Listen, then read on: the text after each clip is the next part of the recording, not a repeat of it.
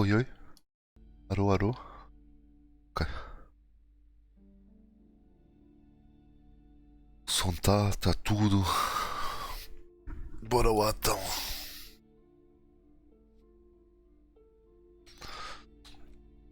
Vamos continuar.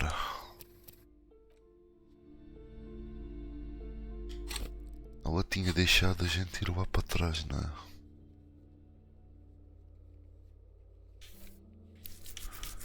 Deixa-me lá relembrar o que é que eu precisava de fazer. Que horas são? Ainda é cedo, ok.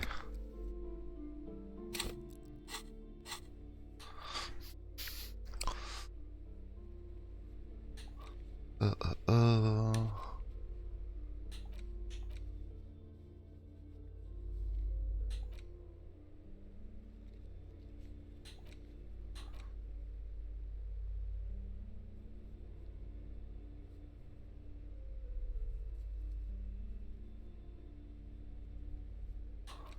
Mas tenho que fazer isto, mas ok.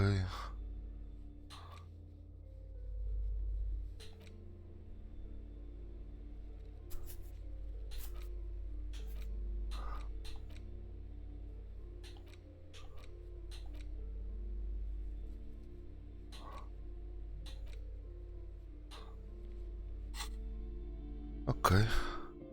E aqui em cima. These shelves are overburdened with books from the same series. A couple of spook novels hide amidst all the detective books. Thrilling tales of spycraft and daring do. Oh, crime, robberies, murders, even sexual crimes. We're fortunate to have Dick Mullen and his stories to sort all. You're a police officer, apparently. You should buy all of these. They really do teach a person how to be a proper detective. Crime fiction is a disgrace. An asinine misrepresentation of the physical attributes of the arduous everyday work of actual police officers. These books greatly overstate the excitement of police work, glossing over how long it takes to actually follow up on leads and eliminate. What's more, they completely ignore the psychological hardships of year after year coming into contact with people during the worst days of their life. Not a single mention of all the stress this work creates upon the officer's family. Detective fiction just doesn't tell the truth at all. Now, would you like a list of all the books found on the shelf? You see Dick Mullen on the job. Get Me Mullen. The Stalwart Adventures of Richard P. Mullen. Dick Mullen and the Murder in the Orchard. A killing is declared. Dick Mullen in the murder house. Oh no, turns out he faked it to solve a case. Yes, there's also The Dame Who Did It. Farewell, my Mullen. Faking death seems to be a common trope in the Mullen series. The morbid tales of Dick. Tragedy calls for Dick Mullen. Another one with fake death. And, of course, Dick Mullen, the murderer. After all this, you still haven't found the answer to the one question that matters. Who is Dick Mullen? Your attempt to grasp at the answer fails. It seems very close by, pulsating just out of reach.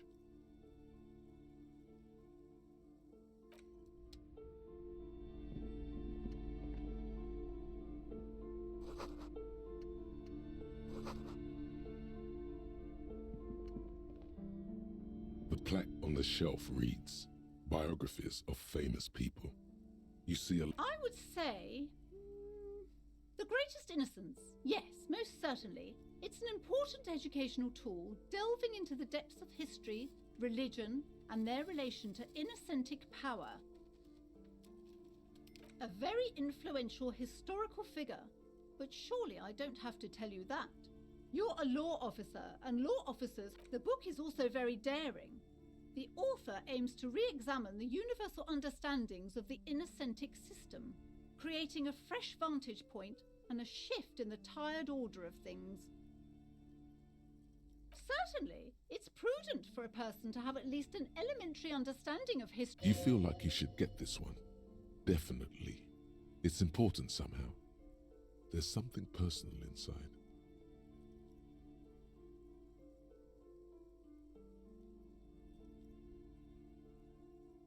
Browsing through all the books with all their names makes your head. Suddenly, a particularly odd title catches your eye.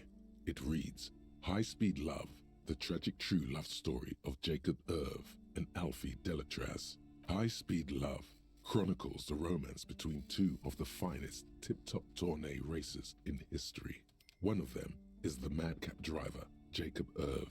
His blonde mane graces the... Next to Irv's life story, you see a slim biography of an Occidental rock star called the Anti-Star. He's famous for shooting morphine into one of his eyeballs. Next to that, Revacholian radio personality Guillaume Bevy stands in front of a run-down drug den. He's a permanent fixture on Channel 8. I really must insist you buy one of the books. Reading them is not for free. Do still browse, though, but not too... I'm sorry, I did not mean to rush you. You are browsing. Go ahead.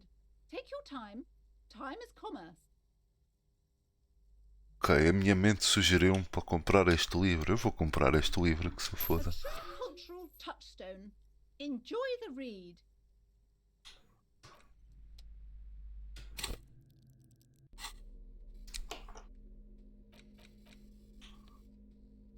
Ai, posso simplesmente ler o livro aqui, tipo, no meio... Ok. Vamos acabar de ver as coisas. Several maps have been attached to a bulletin board hidden inside the alcove. They're held up by small pins. The board has come loose from one. The maps look old and faded. Your eye catches a map of Insulinda, a map of Revachol, and a map of Martinaise. This large map displays archipelagos. You see a constellation of small dots on the light blue emptiness of the Insulindic Ocean. The largest in the northeast is La Caillou. You are here. Another, far away in the southwest, Seminese Islands, Ile de Fantôme, Ozon, Laurentide, Fas à la Mer, Archipelagos, North Arcade Islands, all just specks of dust on the vastness of the Insulindic. On the edges of the map, the color fades into a blur of dotted lines, black and white. Pois é, mas estava-me agora a lembrar sobre este jogo. Ontem não comentei contigo porque tu depois foste-te embora, mas basicamente eu estou um bocadinho tenso a jogar este jogo porque tenho medo que aconteça alguma coisa de mal.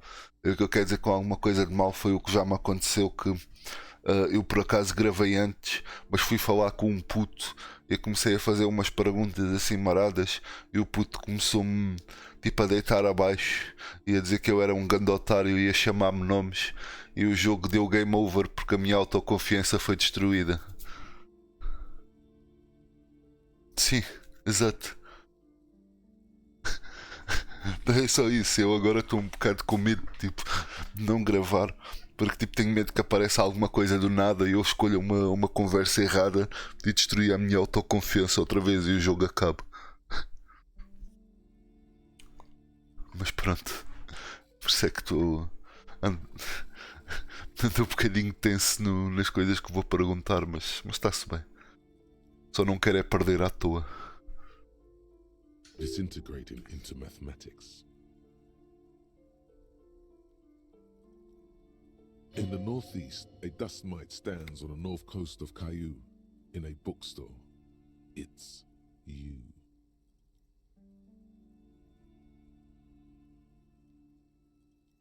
You can, on Caillou, Revachol, a single black star. 850 million people live on these little dots.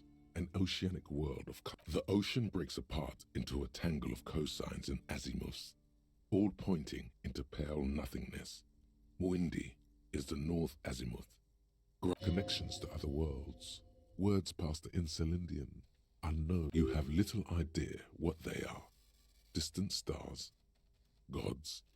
But looking at them makes you feel almost non-existent. Whatever they are, the Isolas, perhaps they are gods. Gods of distance and out. The north coast of a verdant island is shattered by the delta of a river.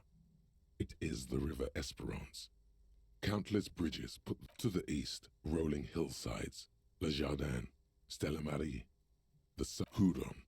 It's somewhere to live. Not bad. Then there's Jamrock. It's bad. People shouldn't live there, but they do. Then Forberg. It's all you feel you're just west of Coal City, somewhere above Jamrock and close to Coal City. It's not really a map, it's a tourist thing. A picture postcard with buildings on it, drawn from an isometric perspective. Still, it's detailed. Could be pretty useful for scouting ahead. You see the jagged boxes of an industrial harbour, even the whirling in rags there. I'm sorry, officer. The map of Martinez is the only one available. The other two are not for sale anymore. And besides, you could scarcely afford. They're quite valuable, though they might not look it. The map of Martinez is 90 cents, though. That old thing? It's an out-of-date map of a tourist location that never was nor came to from when some design studio people tried to spruce the place up 4 or 5 years ago. They also renovated the horse statue, set up those coin-operated viewers, and designed the new street lamps. The place does not look like a successful tourist trap, does it? They didn't get that far, for some reason. A shame the project never got going. Would be nice if someone fixed Martinez up. All these ruins are bad for business.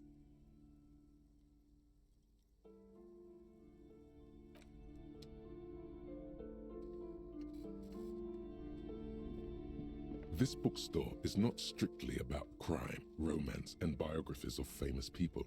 There's also a wide range of paranatural literature. Amidst the various books, you find one written by someone named Matthias W. Dundas. It's about wholeness, unity, balance. These three things are very important to the working class mind. The point of the book, and many others on this shelf, is to give people medicinal advice in situations where they don't have access to paid health services. It serves platitudes, while also telling everyone that traditional medicine, the kind people don't have access to and which costs more than this book, is garbage and would only give you cancer anyway, without even curing your cold or anything. Wholeness, unity, balance, on the other hand, can basically take care of anything. Though it is important to note, when it's up to your mind to heal yourself, then it's because of your mind that you're ill in the first place. The book features chapters on topics such as how to find magnesium. It even lists plants you can harvest magnesium from. There's even a chapter on the ancient Seraïs tradition of using duck gallbladder preservatives to treat and prevent sexually transmitted diseases. Pre and post factum apply. Sir, please, no browsing in that shelf. I can't have you end up, like, opening a police store next door and stealing my customers. Oh no!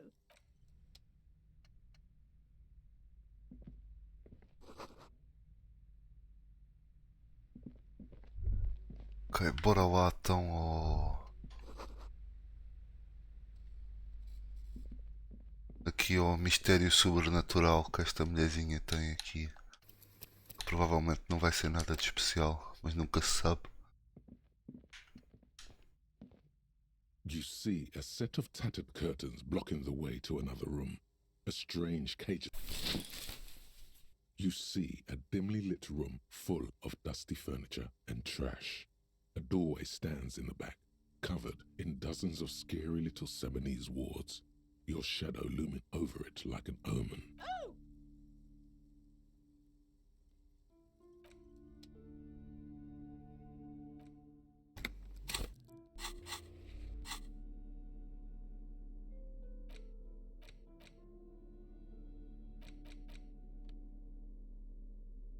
The Greatest Innocence by João Paulo Salomão Lopes de Fuego. Browsing through the various chapters, you try your best to understand the ceaseless overflow, the sprawl of names. Your educational survey is done. Did you catch any of that? No. Oh well, it's pop quiz time. Let's see what you've learned. That's the spirit. Here we go. Oh yeah, this is what I was made for. Then go with your best guess. Isn't that what students are trained to do when they don't know the answer? Incorrect. Dolores Day was the innocence of humanism. In her colors are silver, white and apricot. And steer clear of this one. There's something terrible about this one. Despair creeps into you, Ok. getting fat on your weak. Ler este livro matou-me. Whatever noble intentions, you're still coming up with sentences. That's a step up from total annihilation, right? Yes, it can be difficult to be on the receiving end of some. Nothing you can say would cop gives up to the.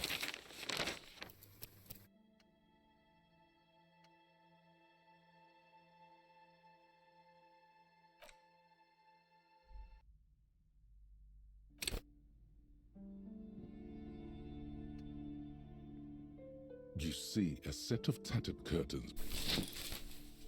You see a.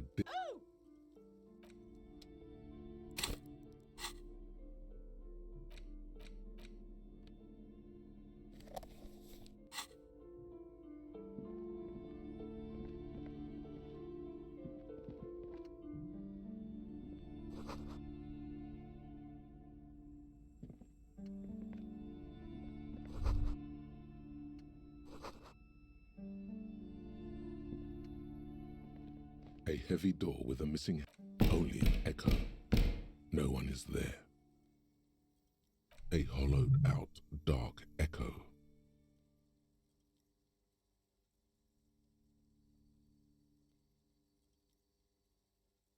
After exerting some force, you manage to turn the key.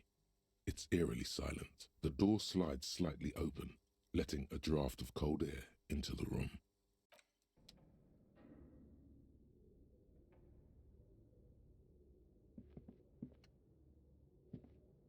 What is this place?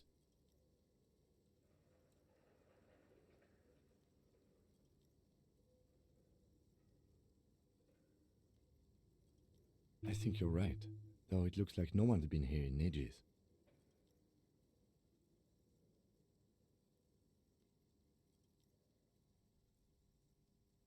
I doubt the electricity still works. Good thing we have a flashlight on us.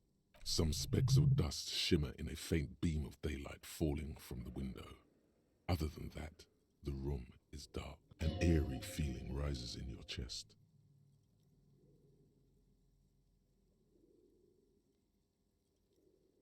Yes, because it's closed. No need to look for supernatural explanations where a banal one will do. Now let's move on, shall we?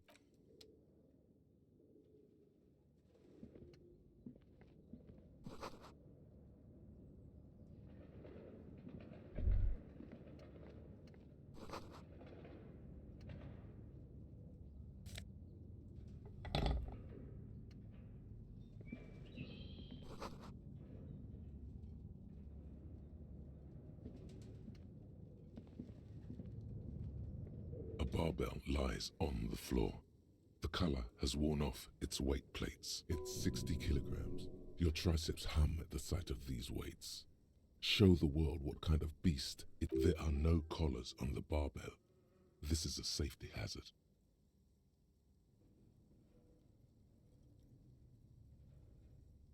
You're right. The weight may fall off. Better not touch it then.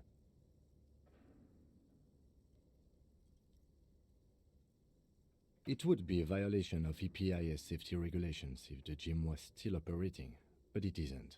No one's supposed to come here anymore.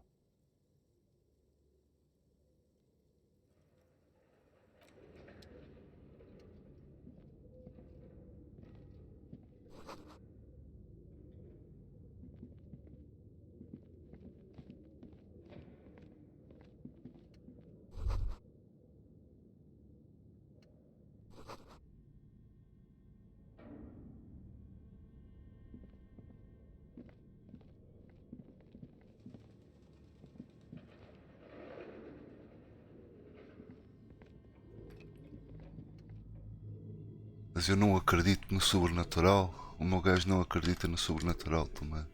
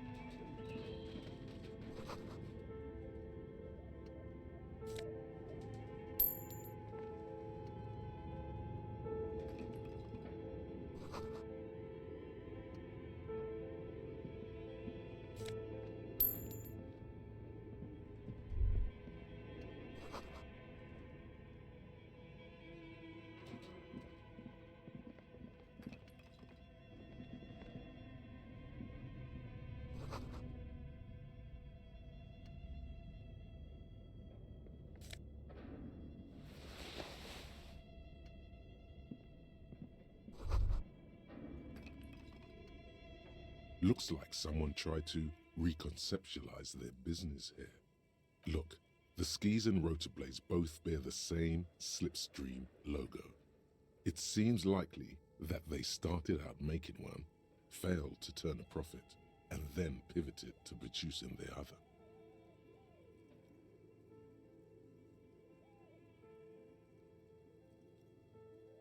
That's a good question.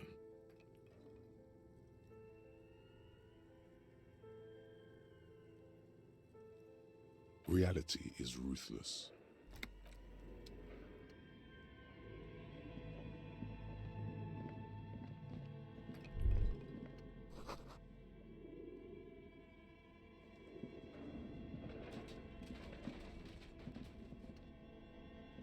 Your flashlight slides over an old green chalkboard covered in scribbles, sketches, and schemes like some ancient cave mural. Some of the writing has faded with age, but you can still make out sections here and there. Photos and drawings have been pinned to the board. These lithe, pointy-eared creatures appear to be different types of welkins. You make out autumnal candle welkins, casting wax-based magic, translucent welkins, with organs shining under their skin, and even ether welkins. Haley, you should adopt one of those welkins as your persona. One of the welkins, towering among the rest, appears to be different, however. It's Vara Hamira, a high welkin, his face white and scarred like cracked marble. This is clearly a welkin supremacist. The note says, the Haldor, the Tworg, the humans, and even headless men, all of them, purged. Imagine a world filled only. An inordinate amount of time has gone into drawing these little welkin creatures.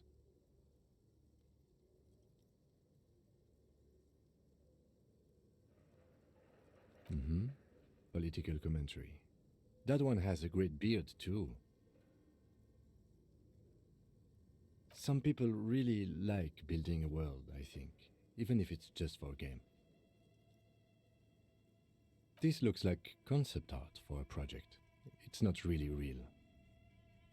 Just look at those details. So much effort. The photo collage depicts barren, icy landscapes wrapped in perpetual night. You see permafrost and glacial landforms, dead trees grown in under the snow. Entire oceans have been frozen from shore to shore.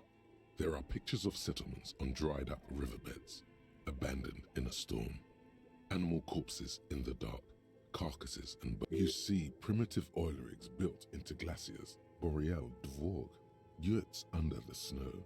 Albeit dark and cold, this vision also feels cozy in its own way, like eggnog or morphine. A pinned postcard reads, "The heat death scenario, a desperate fight for geothermal energy engulfs the world as Wirral becomes untethered from its sun, drifting through the universe." This is a monthly calendar from the year 50. Cryptic words like sprint, daily minimi, and GPI span the marker-drawn grid, the grand scheme of production and money.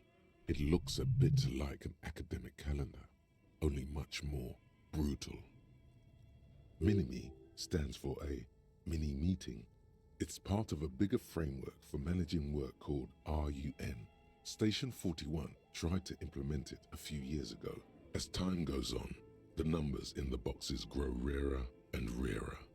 The board becomes an empty snowfield in the final days. Looks like they didn't make it. A note in the bottom left corner of the chalkboard says, "See the prod schedule filament for details." The handwriting is only partly legible, but you can still make out 3 slogans: "Call in, tune out," "Wirral untethered," and "Heat death of the universe." The full text reads, "Heat death of the universe is the new black." Another note says, "The biggest advancement in role-playing systems since the 30s.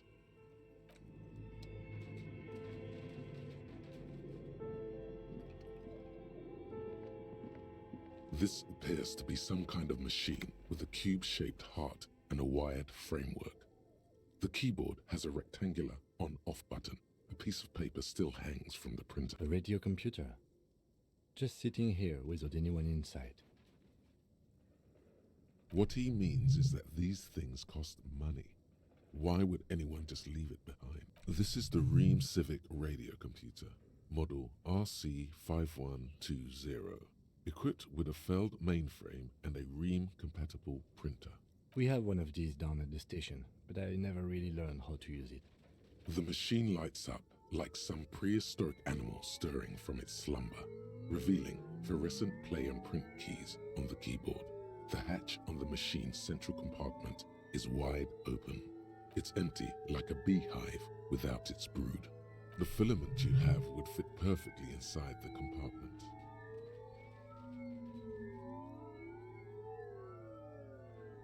Nothing. Something's missing.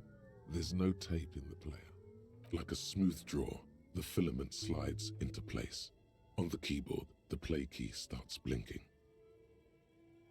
A bar of fabric right above the keyboard starts producing a soft hum. The sound of static seeps through the machine's planar magnetic driver. The static gets louder, slowly filling up the abandoned hall, until a voice speaks out. Good afternoon. Fortress accident en rue de Saint-Ghislaine. This is East Insulindian Repeater Station 1. Please repeat. Is this the production schedule?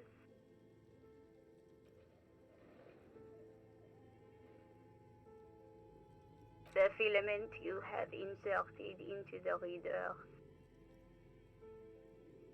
That was a question. Have you inserted it into the core? Good. Please repeat. Password. Of course it would have a password. That's why there's a human administrator involved. No. A hint system is not part of the protocol for repeater stations. I am contractually obliged to protect the privacy of the filament holder for stress accident without filing a... I'm afraid we are not doing that, unless we want to wait for a month. Now, can you please repeat the password? Still no. Received. I will register the... Don't worry. Passwords have a... Fortress accident. Is there anything else I can do? Fortress Accident is the company on whose name the terminal you are currently using has been registered to.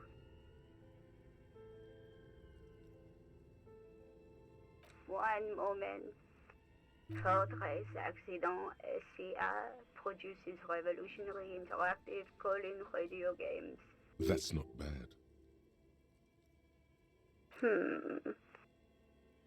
Any other questions? Yes, I am alive. She repeats passwords. Programming people are all paranoid.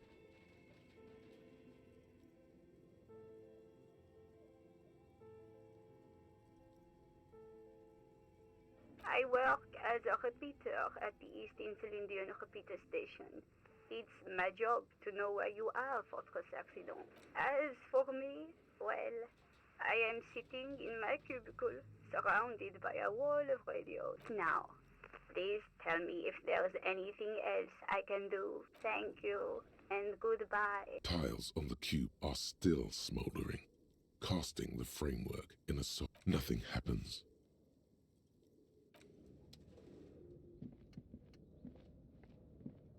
This old fireplace is covered in lines drawn in blue and red marker, the mesh spreading over the stone like blood vessels on alabaster skin. It looks ghostly and strangely ancient. The whole thing resembles Kadran mosaic tiles. Very pedantic. History classes, students with their textbooks open, studying the roots of our civilization. Those aquarelle blue tiles looked beautiful in radio frequencies, it seems. UKV 123.6, UKV 123.7, UKV 123.9. Some written notes, too. Sparse and unclear. It looks like a cardiovascular system split into veins and capillaries. Very advanced. You think so? The web is comprised of radio stations, all lead back to one red heart, titled the Game Master Frequency. A note says, this one can listen in on any station it wants. They must have had massive air width. These things don't come cheap. Someone very important, a conductor for the hundreds of story threads that pass through the Game Master's frequency. Whoever decides to call in to a call-in station. A list of names under the stations suggests people across 6 Isolas would be playing. Muindi, Insulin. There's no way a little basement studio working here could pull anything like this off. My God. It's as if the less money they had, the more ambitious their project became. Exactly. This schedule, I know doom when I see it. The company was running out of funding. Nothing. It's just lines on marble. An echo from times long gone. No one has used the fireplace.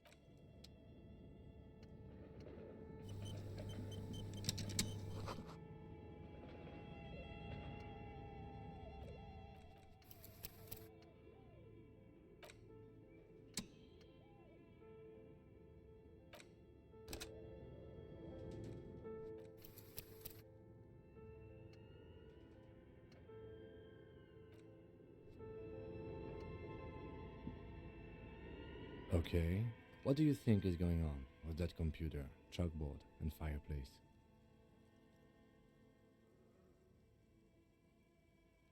No, that's not it. I think Like he's ready to lay out a fine theory. it looks like one of those popular pen and paper role-playing games. Only these people were trying to automate it, make it work on radio computers. Not to my knowledge. They make automated games in Grad, Messina, Königsberg. Not in Revachol West. But I don't think anyone has attempted to create an inter-isolary game before. We just don't have the technology. Through call-in stations, none of the players have to be physically present. Anyone in the world can participate in the game. Then there's the Game Master frequency that listens in on the smaller call-in stations. I think that was supposed to coordinate the stories. Coordinating so many games would take a whole switchboard of people, possibly divided into sub-frequencies. Indeed, those Welkins are a dead giveaway. Role-playing people love that stuff. The world looks like a modified version of the WeWorld board game, with heat death thrown in. Super cool. Someone should give them millions of real immediately. This game is too good to be left unfinished. No idea. They stopped filling out the schedule on the chalkboard. Indeed, it's ambitious and untethered from reality, but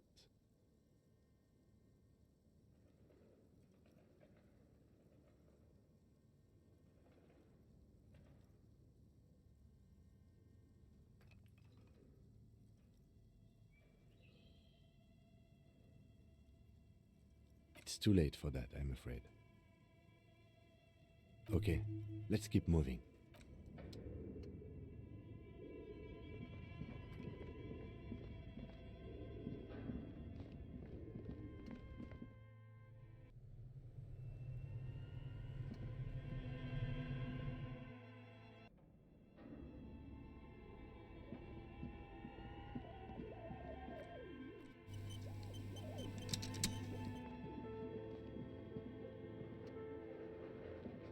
An iron safety curtain curves before your eyes, folded like a bellows. It covers half the room, blocking the way into a colossal... This must be where the entity lives.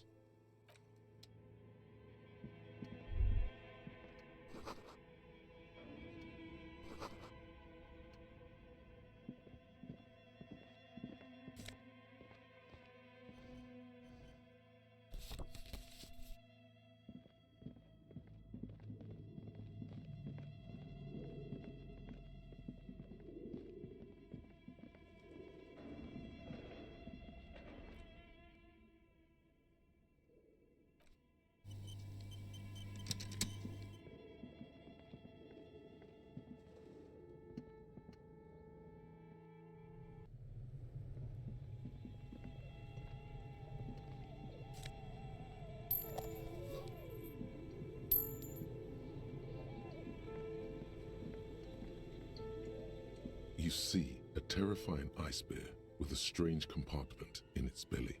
The door is covered in frost and the bear's eyes are glowing red. The bear looks oddly realistic. Is it taxidermy? The lieutenant doesn't answer. His eyes are glued to the animal. A sharp slice of light shines out from its mysterious belly door. A gust of freezing cold air rushes to greet you. You hear a low grumble as the bear regulates itself. The lieutenant takes a peek inside. His hand has found the holster of his gun. Of course, just a giant ice bear-shaped fridge. Let's take a look inside. The shelves are empty. All you see are crumpled ice cream wrappers with the brand name, Revachol Ice City. A handwritten note has been attached to the door. The fridge is huge.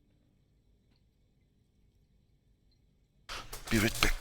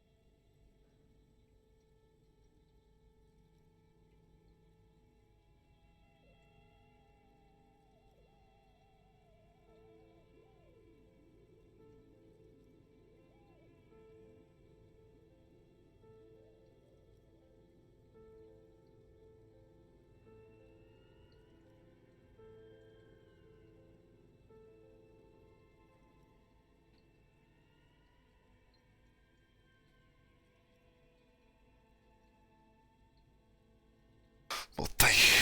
Bora lá. Ver o que é que acontece aqui. You pocket the note and the little fridge magnets keeping it on the door.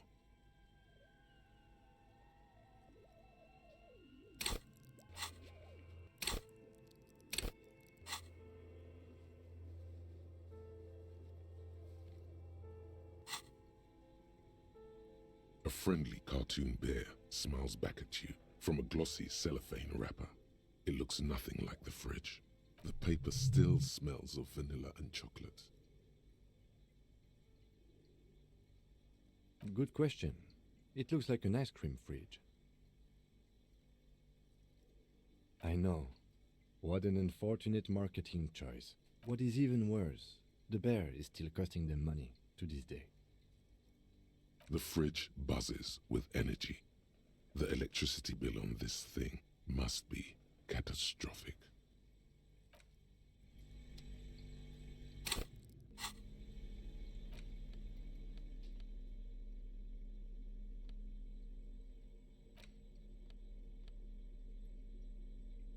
The note is written with a blue pencil on a piece of lined office paper. The kitchen magnets have left spots on its surface. Does it say anything interesting? This is tangential at best, but the lieutenant's detective instinct is still active.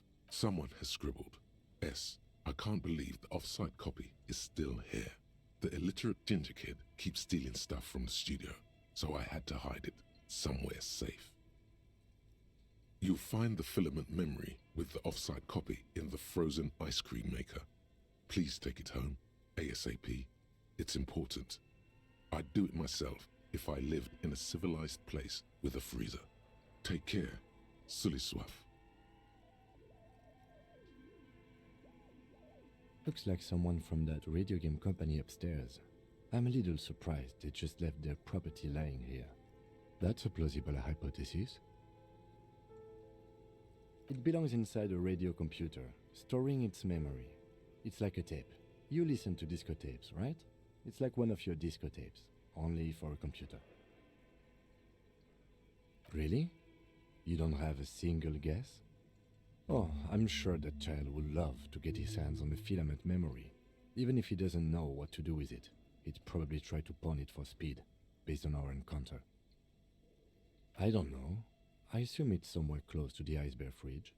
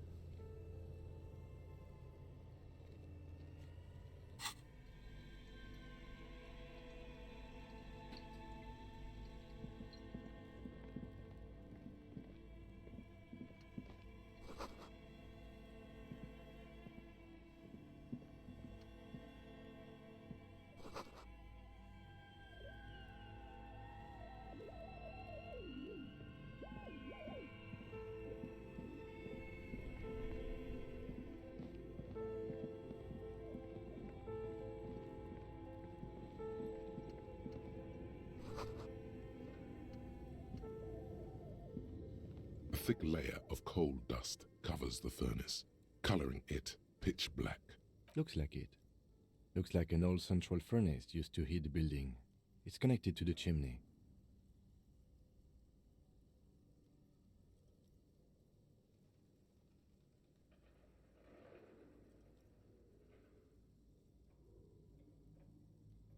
No one has used it in ages.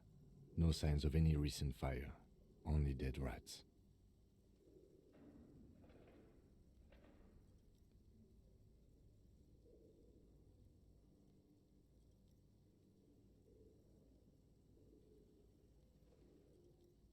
It's dark and grimy here.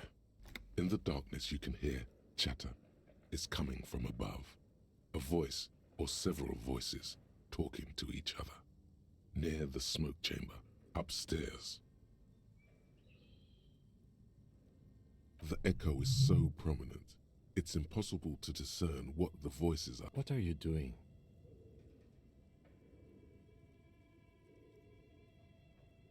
Wait, really?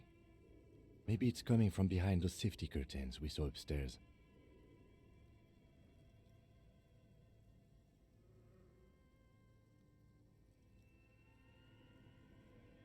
A lush layer of coal now covers your skin, sinking into the wrinkles. Maybe you could paint something with this coal. Leave a cave painting for future archaeologists. No, that would be stupid. You're right. The rooms do look like they're connected. But malignant entities don't... Always has to be the skeptic, this man. A hollow ring echoes through the furnace.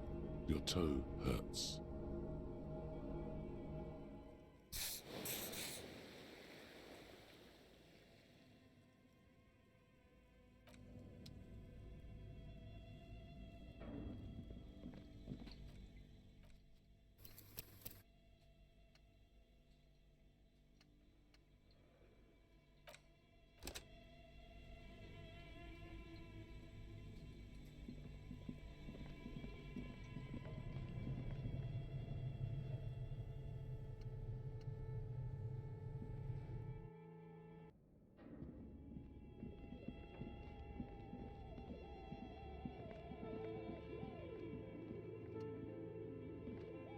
As before, an iron safety. This is directly above the central furnace in the cellar. The voice is probably not an odd thing to do. Nothing happens. Still nothing. You feel something in your chest, an unnatural pressure. It's spreading to Ok. your left arm. Agora morri de dar um soco numa porta. No, it's many years of combined self-neglect. All you feel is pain and weakness. Cops suffer.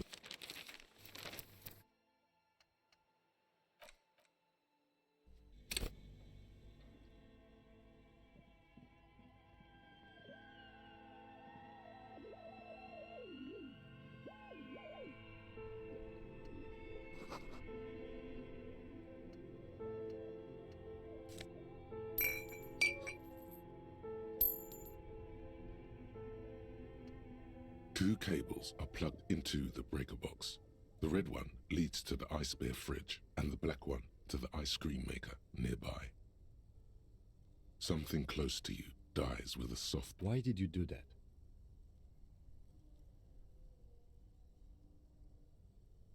The lieutenant raises his brows, but doesn't say anything. The electric distribution board now has one cable missing. An electric sizzle. The room is slightly quieter now.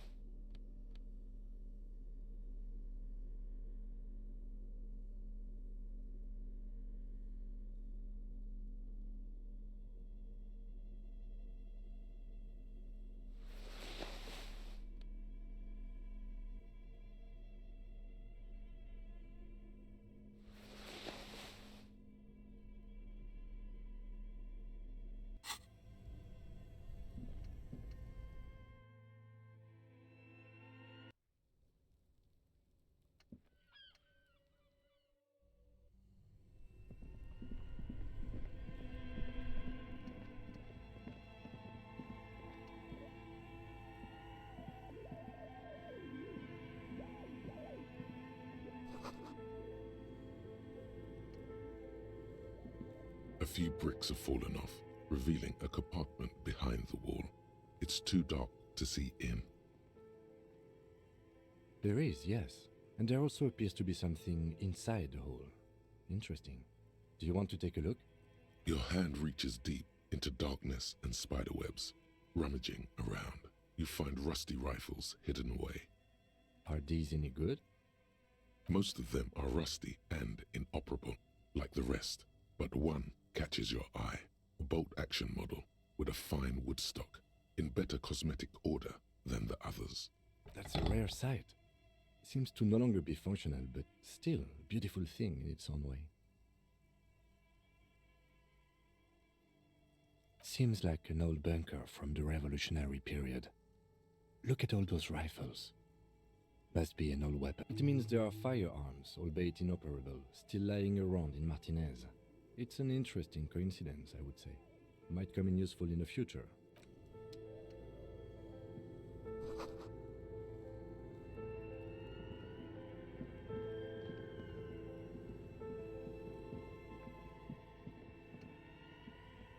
The bear's eyes are dead and empty. Ice inside the fridge, slowly melting.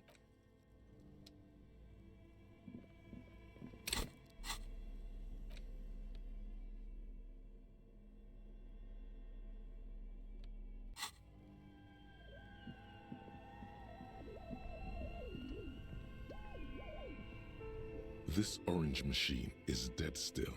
It has a hand-cranked ice cream churner and an electric freezer. The ice around it slowly melting. Turning the crank feels oddly satisfying, like stirring your childhood dreams. In the distance you hear water dripping. You slip your fingers under the frozen lid. but the ice is too cold for you. No, this is going to need something else. Some kind of super pry bar. Don't even try to open. If you want to try again, then you need to have the pry bar in your hand. Equip the pry bar by going to the Tools tab in your inventory. From there, you can equip it to a held slot.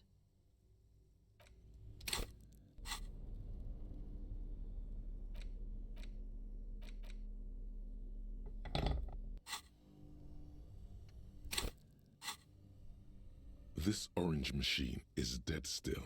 It has a hand-cranked ice cream churner and an electric freezer. The ice around it slowly melting.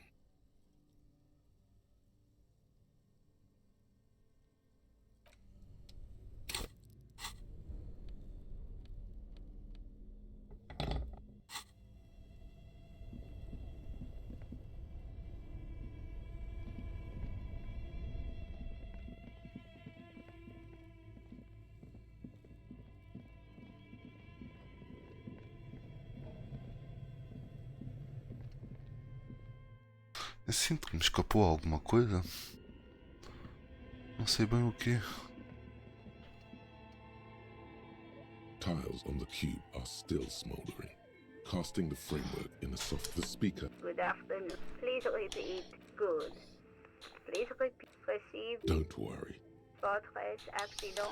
Thank you. Tiles on the Okay. cube are still smoldering, casting the framework. The filament slides out of its glowing nest.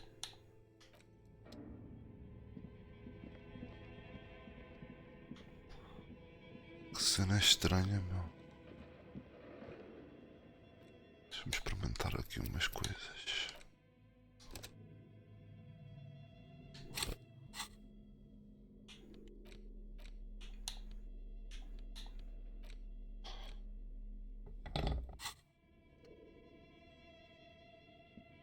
As before, this is directly above the central furnace in the cellar. What an odd thing to do. Still nothing. Those curtains prove to be surprisingly sturdy. Your fist hurts. There must be another way to wake up whoever is in there.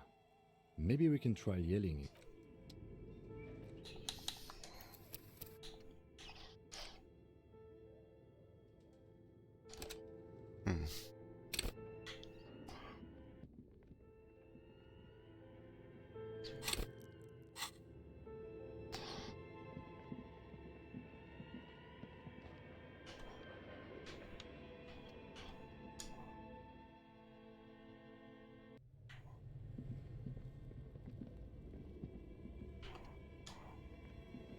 A thick layer of coal dust covers the furnace, coloring it pitch black.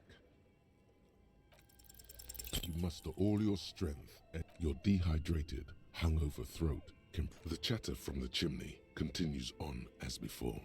You see, then again, maybe it's worth actually trying something up there.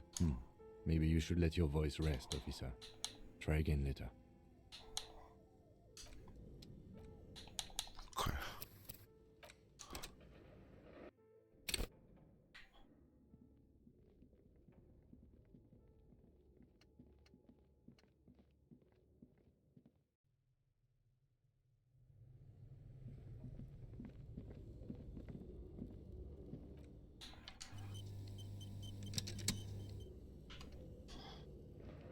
A thick layer of coal dust covers the furnace.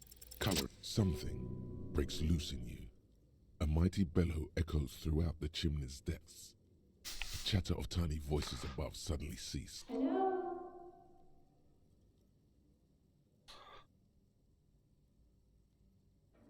Hello? Did you say anything? I can't hear you. Please come upstairs. There's a safety curtain on the second floor. I'll open it. You hear a low rumble upstairs.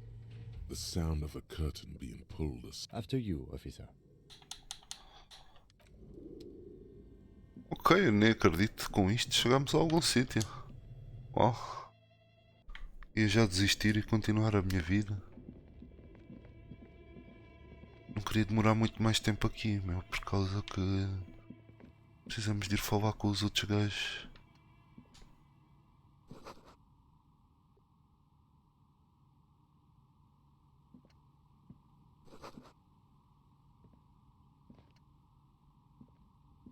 Hello, I'm Nia. Did you try knocking on my window? I must have missed you. I've been listening to my Milius. So what kind of die are you looking for? She's got a direct view to the backyard. You should interrogate her about the lynching. Yes, Amelia is like a call-in station. You need a two-way radio to access one. That's why I have these. Mostly, they just teach you to swear in different languages. But some of the stations can be quite interesting. I was so absorbed, I must have missed you knocking. Then how did you get inside? By the south entrance? You know what? It doesn't even matter. What matters is that you're finally here. Let's talk dice. Did you have something special? I'm a novelty dice maker. Tell me the name of your role-playing system and I'll make the die you need. Role-playing games? You know the one made by Fortress Accident. Does that count?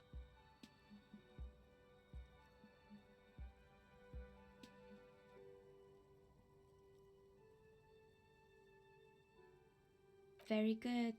My rate is 10 real per set, unless you want something really unusual. Take a look around and see if there's any particular stone you want to use. It almost looks as if the stones and dice are a natural part of the room, growing out of the shells. No falsehoods are present. She's a novelty dice maker and doesn't have anything to hide. Ask what you need. How did I become one? It was a business decision. I was a regular jeweler at first, but that's Some of my friends were role players. They asked me to make some polyhedral dice out of cobalt. That was not especially. I like working with rare materials and a steady pay. And role players as custom. Some of those nice people have big bucks to spend on novelty items. Of course. Tell me what you have in mind. Ah, yes, Fortress Accident. The Wiro Untethered die is a variation of a standard role-playing die. Only, instead of plants, it uses motifs of ice, death, loss. I'm thinking something made from alligator jawbone, cast in black resin. The reptile bone is as white as ice and dead as, well, death. It's an icositetrahedron, a 24-sided die that can produce results for 2-sided, 3-sided, 4-sided, 6-sided, and 12-sided die with a single row. Loving it. So nifty. Untreated bone is porous and prone to chipping. Cast it in something hard like resin though, and voila, it's perfect. Maybe you have some other ideas for dies? How about an amber die? Who told you amber was cheap? It's beautiful. For 7 real, I'll craft you a 13-sided die from piece of amber with a fossilized insect. It's perfect for those who can't seem to let go of their past. I had a feeling. Maybe you have some other ideas for dies? I think I have just the right one for you. You're a police officer, right? Here, catch. A beautiful woman tossing you a gift. Whatever you do, don't overthink it. You overthink it. Your hands can't agree what to do and the 2 dice drop to the floor and scatter in opposite directions, like pearls from a broken string. The blue one disappears. Ah, down the drain, like your career. I apologize, officer. That comment was unnecessary. That one is made of bloodstone with a lapis lazuli inlay. The other one was the inverse. It's a shame. They might have brought you luck. You definitely need luck in Martin. Now, was there anything else? Nothing really. The lieutenant looks at his notebook. Your window looks directly onto the courtyard. You're saying you didn't see or hear anything unusual last Sunday evening? I'm sorry, detective, but as you know, I usually have my headphones on when I'm working. It shuts out most of the daily ruckus behind my window. Well, there's always something going on in the Whirling's backyard. During daytime, there are usually those kids. And lately, I've been seeing a lot of drunk workers. She's heard of the murder, but did not see it, sire.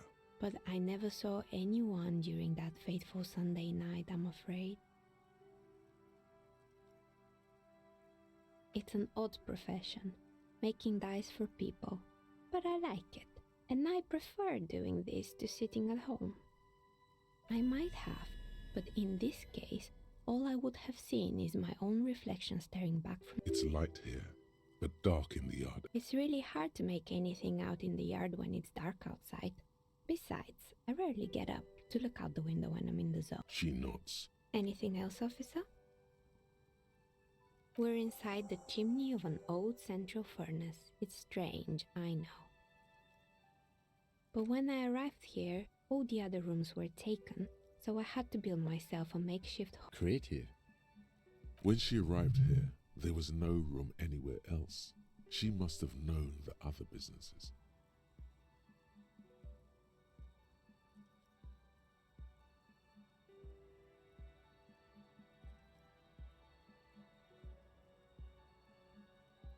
I've heard the stories, but I don't think those stories are true.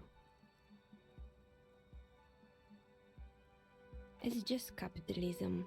We only hear about tales of success, so it's often surprising to realize how many ventures actually fail. Plaisance, the bookshop lady? I've heard that her business is doing rather well. Have the energy spared her somehow?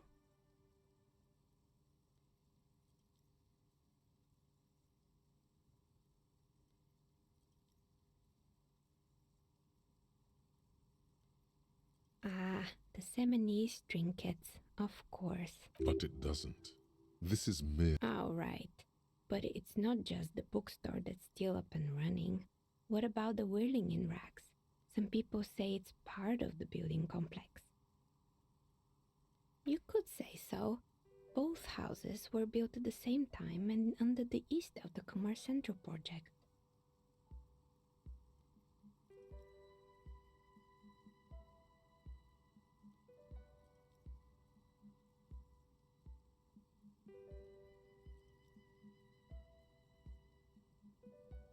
And then there is me. I've been here for 14 years, selling novelty dice to role-playing enthusiasts. Not exactly a million... Maybe it's just because she's so talented that she's been able to woo the curse.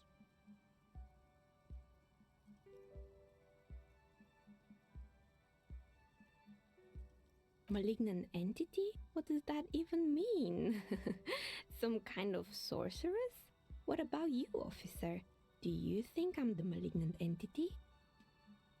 Exactly. Truth is always so disappointing, but I'm glad we got this sorted out. Anything else I can help you with? That's all she has to say on the subject. She's been thorough and truthful, as far as we can see. More or less. Are you interested in anyone specific? Oh, quite a lot of them spring to mind. Oh, this one's a mess. There used to be a company that promised to repair Windows 12. Turns out, the business was actually set up as a front for an illicit group that was producing snuff milias. What's the snuff? And they never cleaned up the debris either. Now it's just littering the hallway and I have no idea how to get rid of it on my own. It's a Sub Rosa radio station that broadcasts real murders with real victims. Some people pay good money to get off. Nothing changes in her tone as she says that. Don't worry, the ICP has a separate division that deals exclusively with unlicensed sub-ro. Good luck with that. It's not easy catching those perpetrators. You mean Mr. Fabron, the taxidermist? Anything else? Yes, I think it was called Androgynous Orlando or something similar. They weren't A bit of experimenting every now and then. It's not about the haircut. It's about the confidence.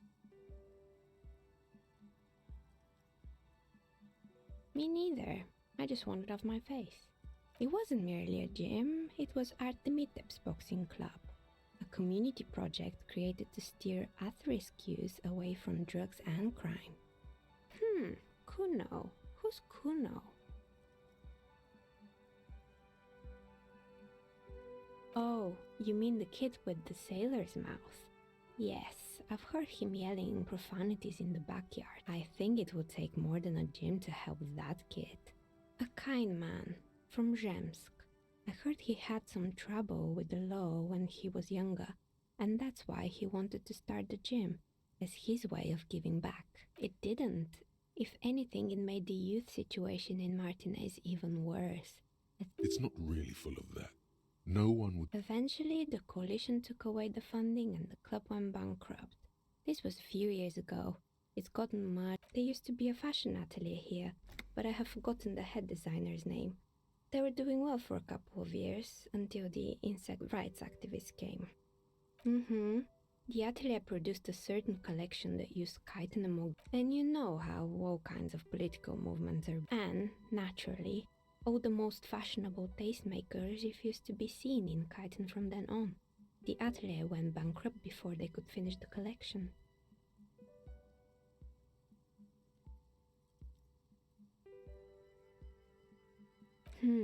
Really? Anyway.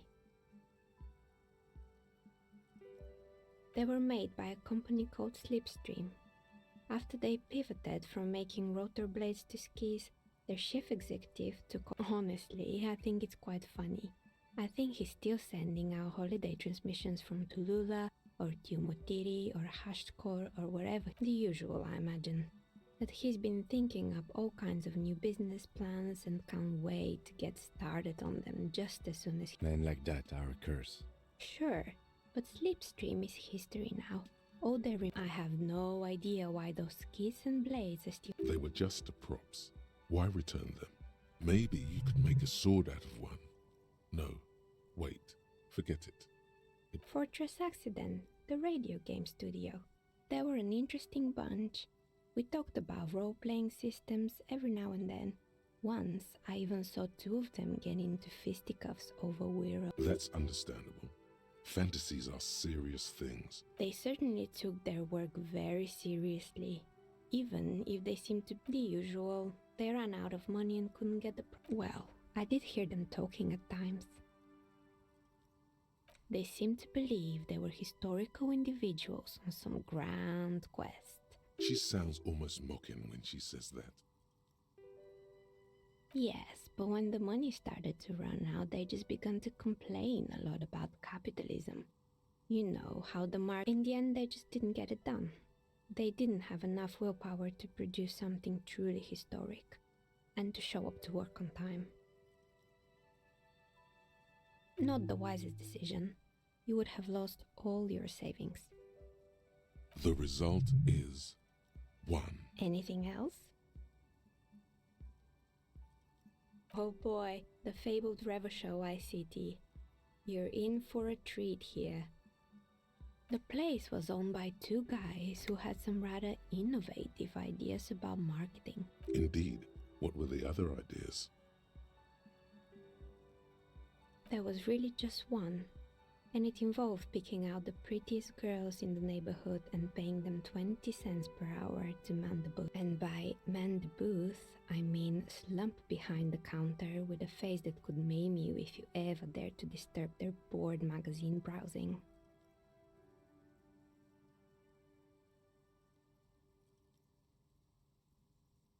Oh, but they did. They did show up to work, and not alone. There were also acne-ridden girlfriends and gorilla-like boyfriends, and they already had the bear. Of course not. The bear was terrifying. No one wants ice cream guarded by a hostile apex predator. To make matters worse, the fridge did. Eventually, Revachol ICT lost the price war to its rival, Glace 5000. Glace 5000 sold caramel sundaes for only 5 cents a piece, out of regular fridges. Maybe, because the taxidermist who made that bear definitely wasn't. He said that the bear was his vision beast. He said he met his vision beast while high on death. Sounds cool. It's an imaginary beast by telling you to do more drugs, mostly. Understandable. You shouldn't do them. You're a police officer after all. Anyway, now you know the story of the fallen ice cream empire. Anything else? Another failed business, perhaps? Oh, right. I hope you didn't try to ring me. I think none of those doorbells work, including mine. I'm still. The doorbell with the empty name card must belong to her then. That's right. I haven't even written my name there. As I said, it's quite useless right now. It doesn't work yet. You could say so. Both houses were built at the same time and under the East Delta Commerce Center project. If the Whirling is part of the same building, then it's part of the Dune commercial area. The darkness of this place is there too. Right. It used to be a gaming arcade. This is an ancient failure. My advice, don't base your business on a fad. Hypnotism. Agreed. Pinball is the worst.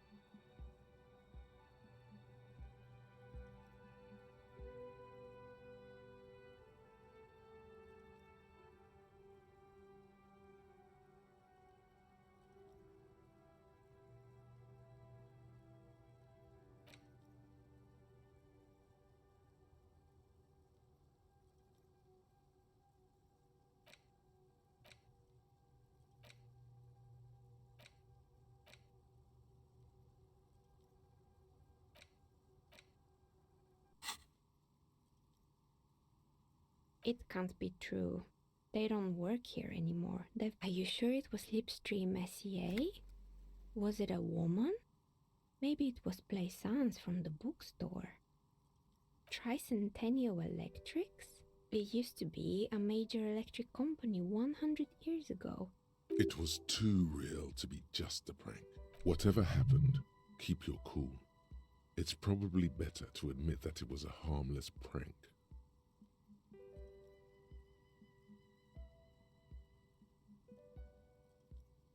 Oh, the kids these days. We were just one of them, and now they're terrorizing us. No solidarity. Sure, I'm listening. I'm pretty sure it still doesn't work, but it can't. Are you sure it was Slipstream SEA? Oh, right. But did this person's tricentennial? It used to be. It was too real. Whatever happened, keep your cool. It's Pranks can be eerie. Oh, the kids these days. Sure, I'm listening. Good. I hope it clarified things a bit. What else? Hey, so we've been monitoring you internally, and now we know your Copo type. Yes, guess what's yours?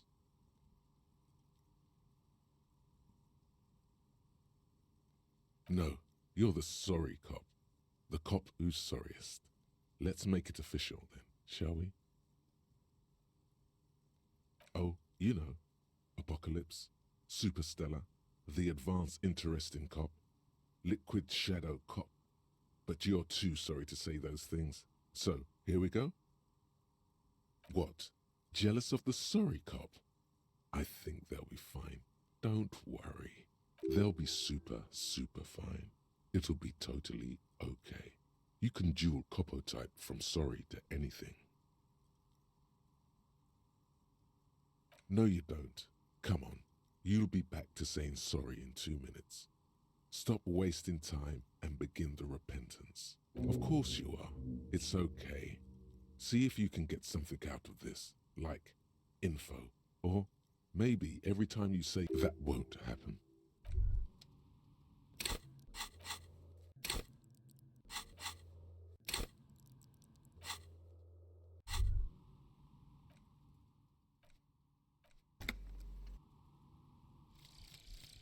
Lonesome, long way home. Here we go. Home awaits. Walk past Station 41 and through the market, past the Boogie Street spearhead to the other side of the lake, the frozen eye at the center of the district. Then past the video rental store on the corner. There, at the end of a street lined with pine trees, a small house no larger than a matchbox, 11 Voyager Road. You no longer live there. Those times are gone. And so are those people. What?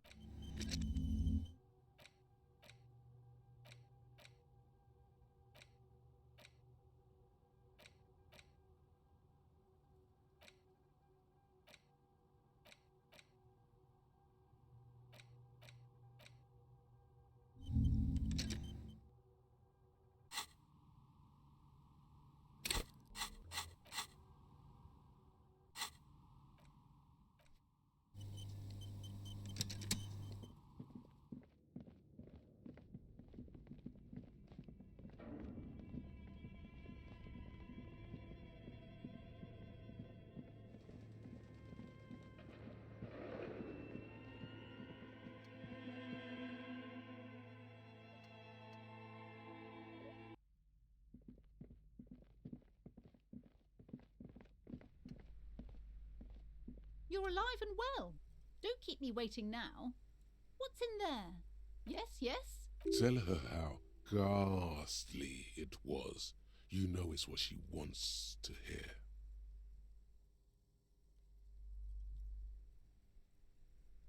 I knew it. Oh, such horrors that... But what else did you find? Did anything survive? No, of course not. Have you located the... entity? A novelty dice maker? Well, spit it out. Why does she need the dice? For some kind of sorcery? Sometimes they use the ankle bones of sheep. I don't understand. If it's not her, then where is the source of the doom? The narrative she's built herself.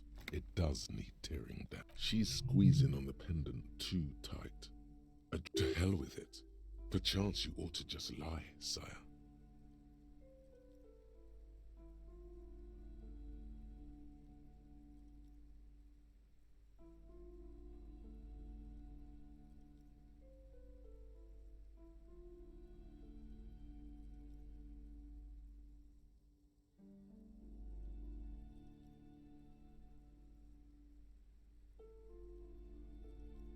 Wait, what? The entire economic system is cursed?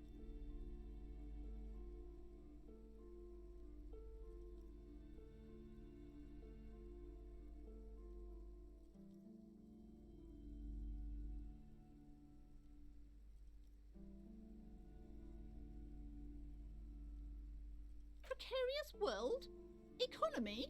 I understand what's going on here. You went in there, rummaged around, and it's okay. You don't have to. I was wrong to trust another. Thank you for nothing. Please, do buy some books, or be on your way.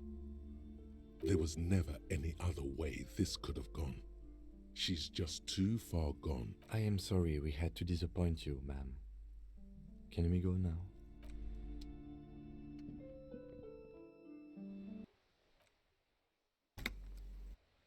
Ok, eu queria ter dito à mulher que tipo, nós resolvemos o problema, mas depois vistos não deu, não? Se não deu, olha, é isso.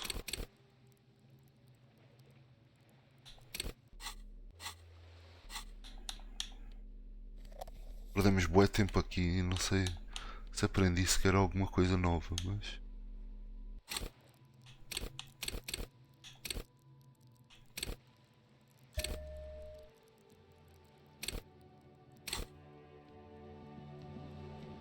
agora já devem. Os rapazes já devem estar lá. Espero eu.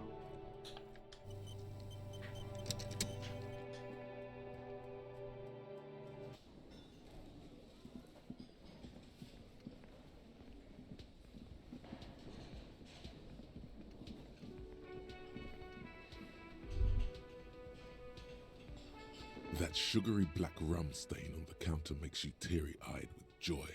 It's almost touching how syrupy and sticky it is. How long have you been up already? Oh, excuse me. Do you have something better to do than lust for sweet syrupy rum and lemonade? Yeah, man, yeah. Your mesolimbic reward pathway is going wild at the thought. Lick it, lick it, lick it. What happened, man? You used to be cool. Go get your boring normal, get your drink on and your act together.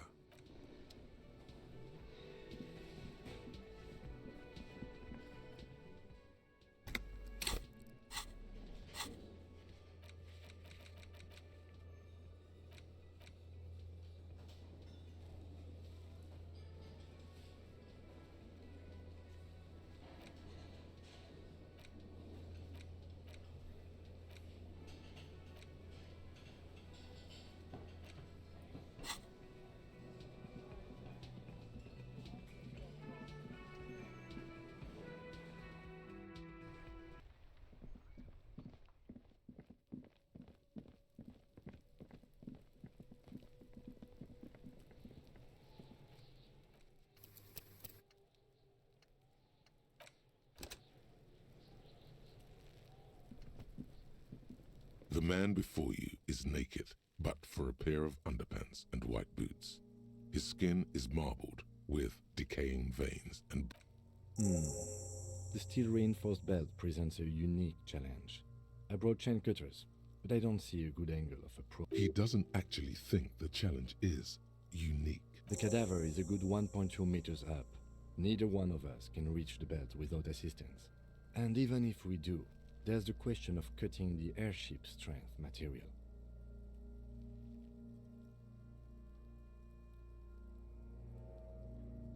Climb up there and saw the branch? There has to be a less risky way, with less falling down of trees. Yeah! Bang bang time, pig! Shoot his head off! How? Where the buckle ties the rope to the branch. That's a good spot to aim.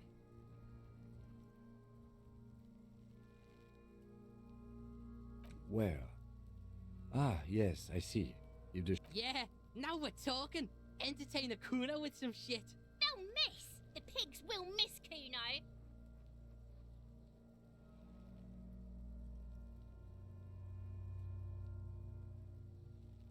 But what else can we do?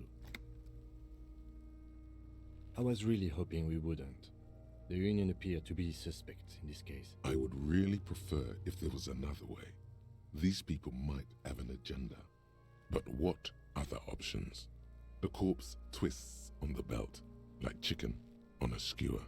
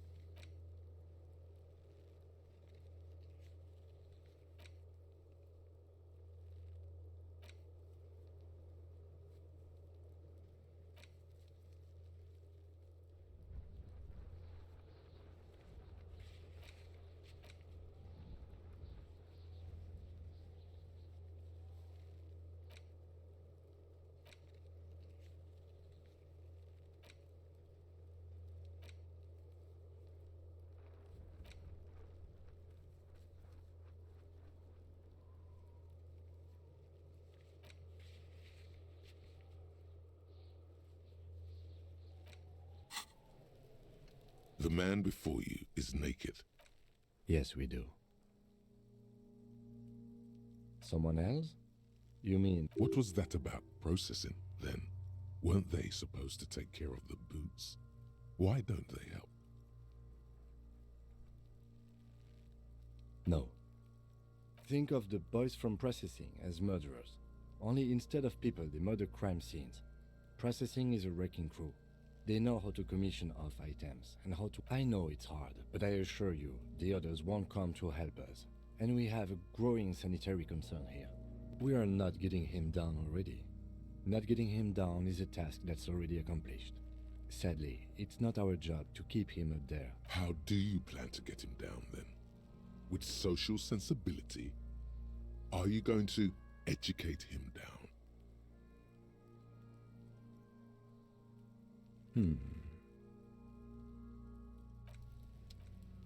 Não era mesmo isto que eu queria fazer, mas vamos experimentar. The man before you is naked. Yes, we do. He breathes out. Oh yeah, do this shit! Fuck it up! The lieutenant's brow is furrowed. He appears too deep in concentration to even notice what you said. Silence. With his and produces a lightweight firearm. He drops a paper cartridge in the barrel, separates the scouring stick, and gives the cartridge 5 tucks, securing it in place. That's a Kiel A9090 Armistice, mass-produced muzzleloader, ascetic, frugal, one of the most common. He then steps back and assumes the fellow's desk position, taking aim. The corner of his eye twitches. His finger is on the trigger. He's gonna fucking miss! The kid's voice is drowned in a shrill blast that echoes off the walls of the surrounding tenements. A cloud of smoke slowly parts in the air. God damn it. A lot of things were wrong with that shot. The fellow's test was the wrong choice. His shoulders were raised, but above all... Fucking idiot! Kuno could have hit it easy, but then Kuno's not fucking handicapped, is he? Kuno's sorry too. Kuno feels sorry for the Beano Cloud. The lieutenant doesn't say a word, just looks at the gun in his hand. No, we are lucky as it is.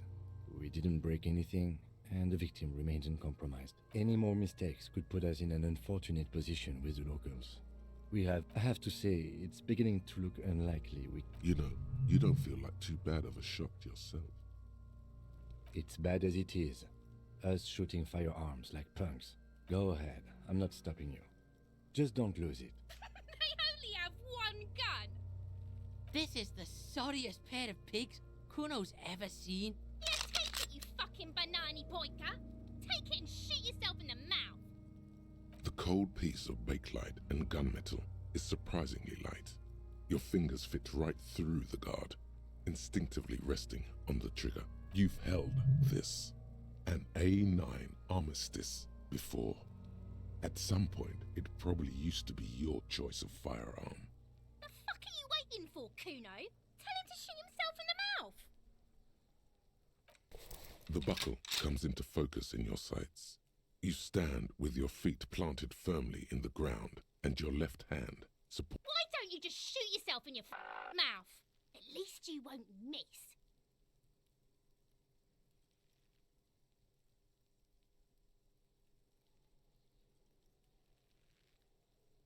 Your field of view narrows. The branch slowly moves, becoming entirely two-dimensional. The metal buck, the slow movement of the branch in the wind, and your shoulders directing the gun sink up. Look, he's crying! You gonna cry now, fucking faggoty? Or what? You gonna fuck me? You wanna fuck me, pig? Is that what this is about?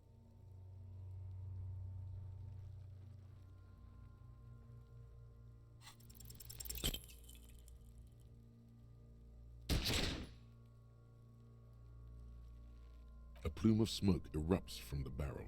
Your hand goes numb from the explosion. You missed the belt, but hit the corpse straight in the chest. Bits of ribcage. Oh my god, he's gonna fucking cry! Asked for another shot. You'll get it with the next one. The goddamn light reflected off some window. Surely. The cadaver is already compromised bad. It came out wrong. Feels like shit, man. It feels dry. Nothing comes out of you as you stretch and bend your face into a crying shape. You're too furious to cry. The lieutenant watches you jerk some tears, your shoulders shaking, and despair creeps into you, getting fat on your Agora morri de falhar o tiro, meu. sentences. He watches you melt down. Nothing you can. Cop gives up. Oh, que caralho, mano. Este jogo de merda. Foda-se. The man before you is naked, but Yes, we do. he breathes. Oh yeah, do this shit! Fuck it up! The lieutenant's brow is furrowed. He appears to silence and produces a lightweight firearm. He drops a paper cartridge in the barrel, separates the scouring stick, and gives the cartridge 5 taps, securing it. That's a keel. He then steps back and assumes the fellow's desk position, taking aim. The corner of his... He's gonna fuck... The kid's voice is drowned in a shrill blast that... God damn it. A lot of... Kuno could have hit it easy, but then Kuno's not Kuno. The lieutenant doesn't. No, we are... Any more mistakes could put... I have to... You know, you don't feel like too bad of a shot yourself. It's bad as it... Go ahead. This is the... Yeah, take it, you fucking banana poika! The cold piece of you've held. The fuck are you waiting for? The buckle comes. Why don't you just shoot yourself in your mouth? You'll feel the slow... Look, he's crying! You gonna cry now? Do it! Set me free! Don't. Do it!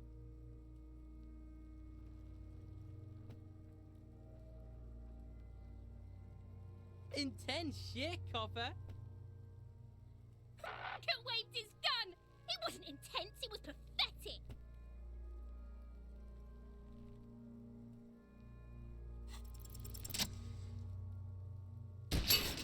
Eu consegui. Assim. Ok. The buckle explodes into tiny pieces, coming loose with a whir. With your hand numb from the recoil, you look at the bodies, looking straight at you, helpless, trapped within itself. Communism. It takes a millisecond for the association to flash within your cortex. You have no idea where it's coming from.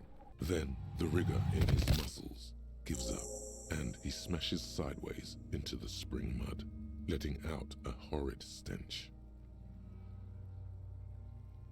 Fuck you, Kurpale! Ace is high. The Ace is High, a custom invented by the aerostatic brigades during the revolution, is used to celebrate success in Revachol, especially in sports. The gesture has spread across the world despite the defeat of the revolutionaries. Then you could add an Ace's Low to it, if you like, by turning your back after the high and waiting for another.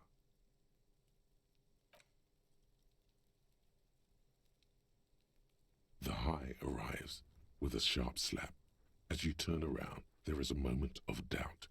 Feels like that low ain't chill. But then it does, and with furious precision. The lieutenant is not one to leave an Ace's Low hanging. I knew these guys were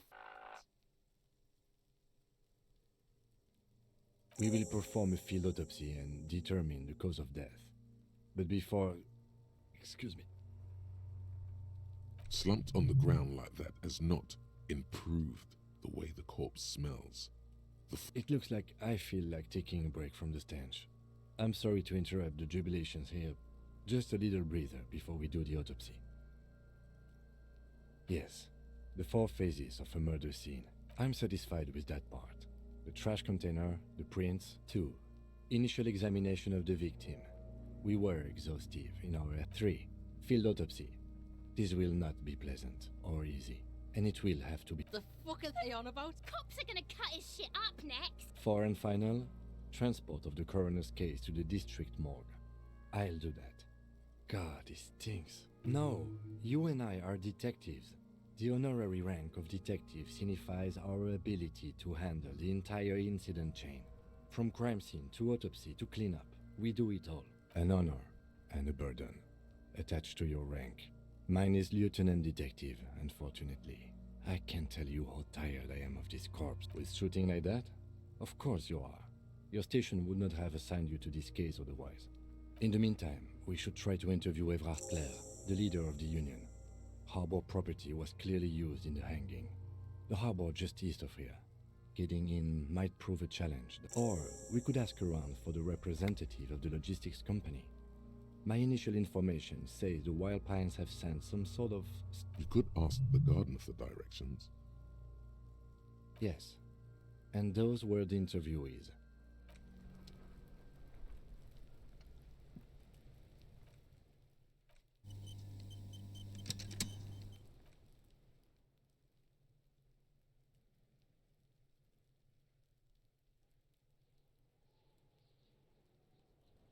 Pincha.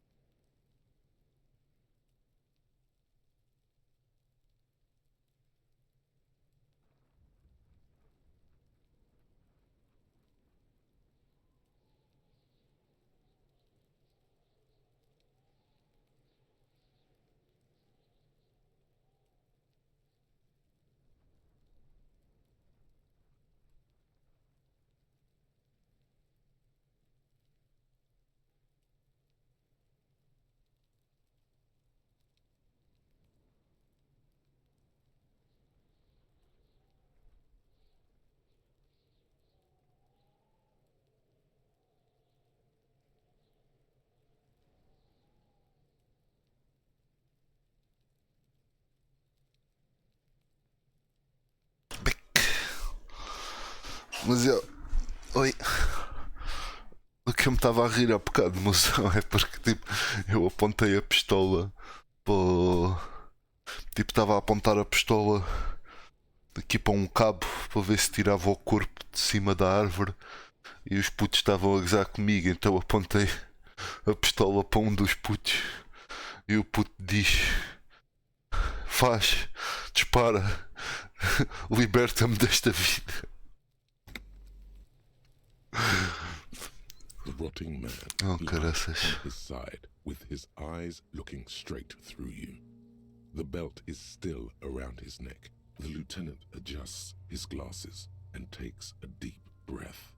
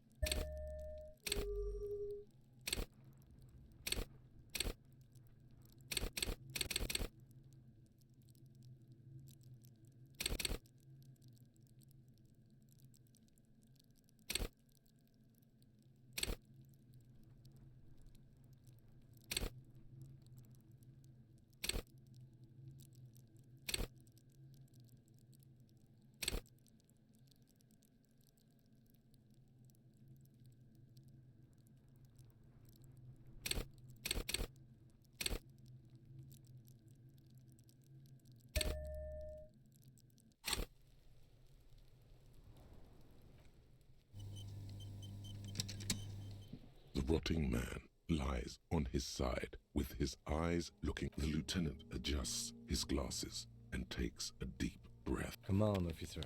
You know what a field autopsy is. You've done. What you do know is, at 18.9 kilometers, the dormant shield volcano, Corpus Mundi, is the world's highest summit, and the failure of the 38 single, Et puis descend, to crack the top 20 was the death knell of disco. But what a field autopsy is, you have no idea.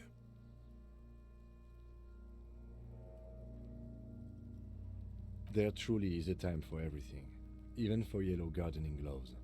However, they are lacking hygienically. I suggest you get in there in limited capacity. I'll ask you when I need you to. For the most part, maybe I should handle the contact and you take notes? That's right. Yeah, we got this. We're smart.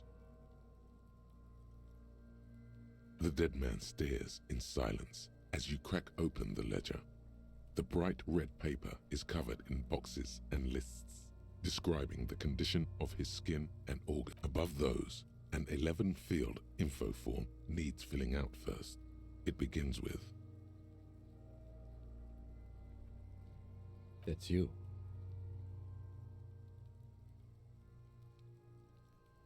Not an energetic start to an autopsy. Pig's messed up. Kuno feels pity. Just leave it empty, officer. the corpse lies there, indifferent to your retrograde amnesia. The next box says KK57. KK equals Kim Kitsuragi. 57 equals Precinct 57, followed by his date 0803 and time of arrival 0815 on the scene. That's because he doesn't want to bring up the messy question of your initials.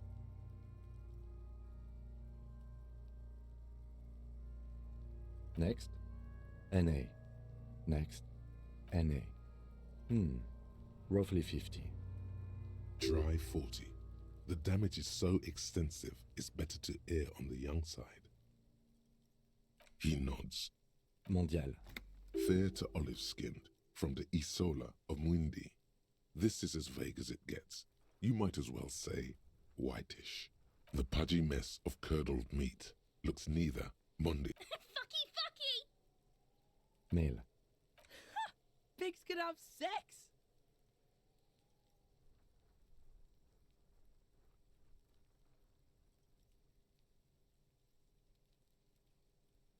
Estes personagens de merda, meu. Só dizem parvoícios. Nor does he look male, with his pregnant belly and indistinct. We're still going with March 4th. 51. What else? 9. Body identified by is non-applicable. KK 57 0503 0815. Listens, motionless. None. At least not after the initial examination.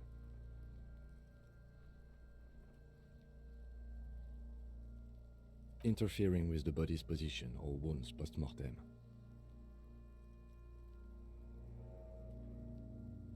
They'd have to have incapacitated and carried him over. This man was more than a match for untrained dogwalkers. Your central nervous system recognizes this gesture. It's the stations of the breath. Ecclesiastic, religious in nature, a holdout from pre-Delorian. We should start the post-mortem. The corpse cannot feel Kim's hand on his chest. It no longer meaningfully interacts with its surroundings. A thicket of boxes and lists on red copier paper tries to answer why.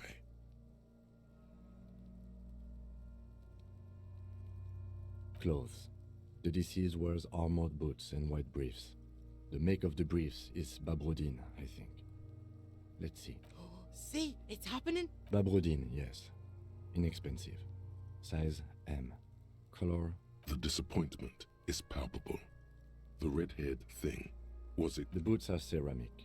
Vitreous enamel. They are fused to his skin from blood flowing downward post-mortem. The boot has a serial number. It's E50.100.100. The lines between the plates are in the shape of the alphanumerical. The number is purposefully concealed by the tattoos. The upper torso is covered in a single, continuous tattoo, resembling a map of the night sky.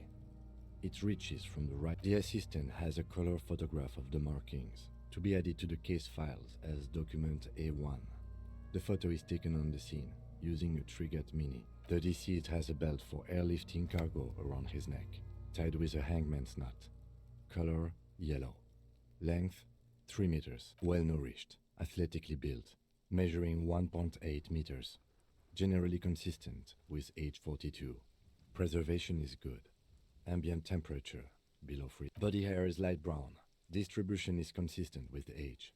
The deceased had male pattern baldness. Hair is combed back, short. The hair under your latex fingers feels cold to touch, wet.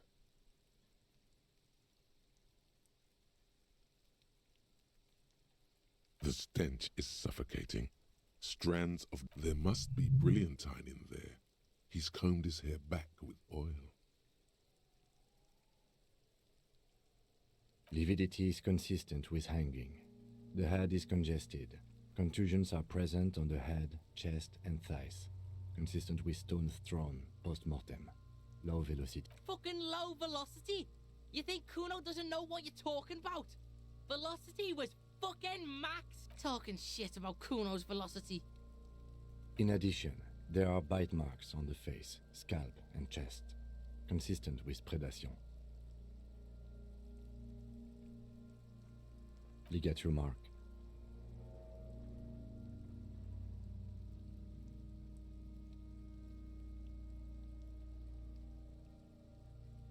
Steel wiring. There's too much of it. We need to remove the belt so we can... You got just the right tool for that. The chain cutters.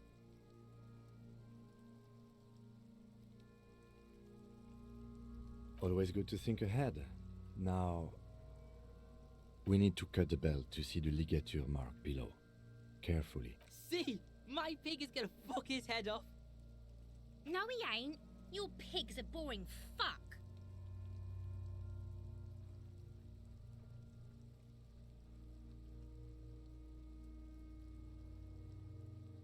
You are?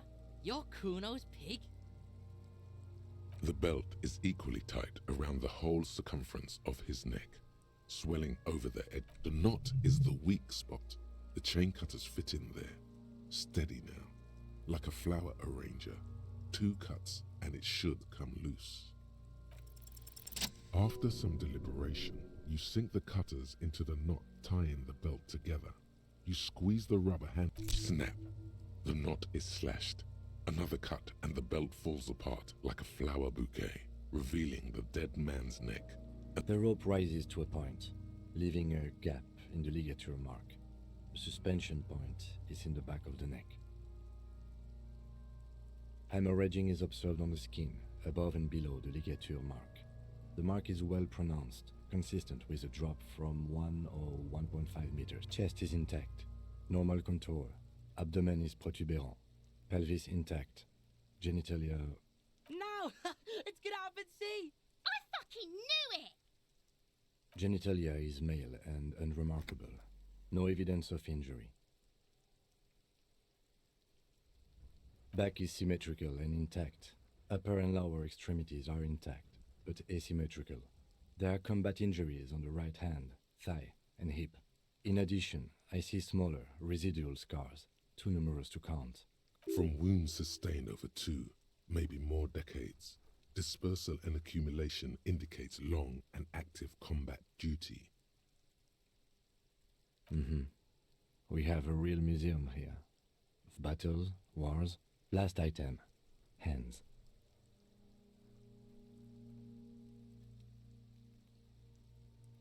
The hand feels heavy, filled with decay liquids, like it's ready to explode if squeezed hard enough. Hands are clean. No sign of injury from struggling.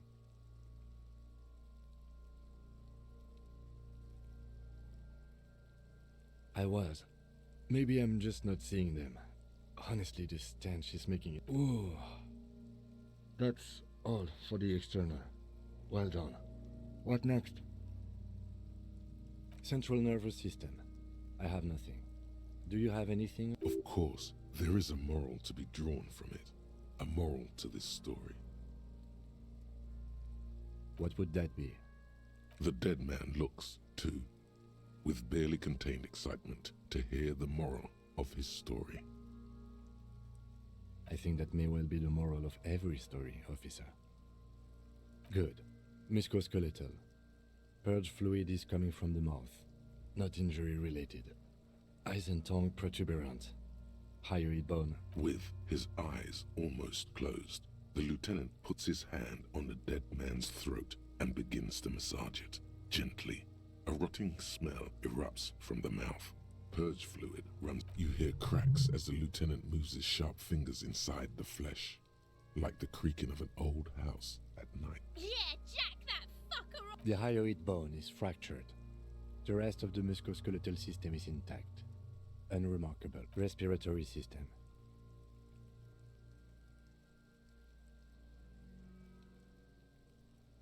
Oral cavity shows no lesions. The victim has received dental implants, possibly after a combat wound. Mouth swollen. Hemorrhaging present in mucosa of the lips and mouth. No scream, no sigh of relief rises from the darkness inside. It's humid there. Sickly sweet air, unlike anything living. You feel like you're about to throw up again, straight in that mouth of his.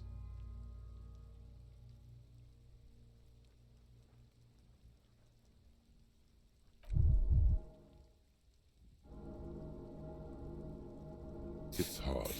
Once more, you taste stomach acid in the back of your throat. A contraction.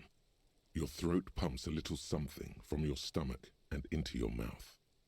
You're forced to... Inside, you see darkness. Mute silence as always. hemorrhaging present in mucus. Hepatobiliary, Na. Are you a hepatobiliary expert? Hepato means liver, and biliary, the gallbladder and bile ducts. Nothing in your alcohol-soaked memory directs to having forensic. Neither am I. That's it. Same for toxicology and serology, Na, unless you have untapped reservoirs of Reservoirs? No, but do they take obscure trivia and odd tidbits? like a toxicology screening. At this stage, I doubt processing will find anything, even if he was brimming with cocaine. But still, you should add a request. Cardiovascular. The body exhibits heavy lividity. Blood has gathered in the hands, feet, and neck. Hypostasis is visually consistent with the hanging. Gastrointestinal.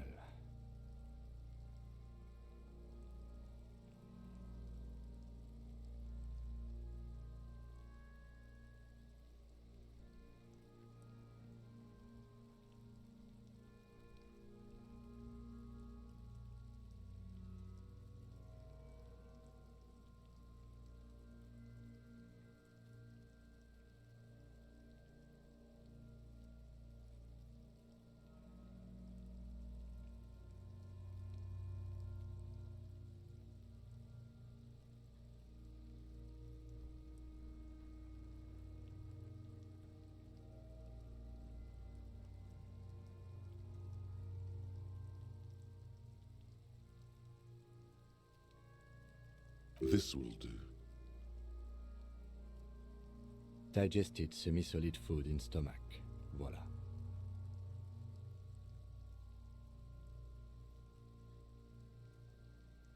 What's next on the list?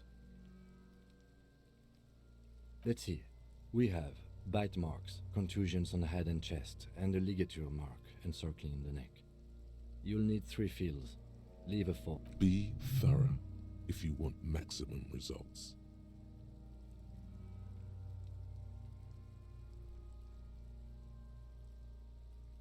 Head, chest, and scalp bite mark injuries. Predation by birds has caused damage to the body.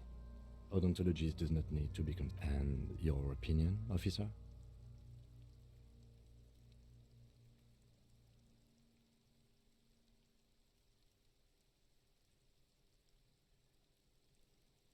Agreed. Next injury? So, the scalp bleeds from a post-mortem head injury, a stone. The injury does not have the rim of an early inflammatory response. The perpetrator on the scene has confessed to causing it post-mortem. At maximum velocity, fucko! Has confessed to causing it at maximum velocity. Coagulated blood sticks to his scalp and chest, where the countless stones have hit the dead man. Beneath, the description of injury. 2 boxes. Right. Next? Nothing. Just in case. A dark red abraded ligature mark encircling the neck, with a gap on the nape measuring, let's say, 7 centimeters.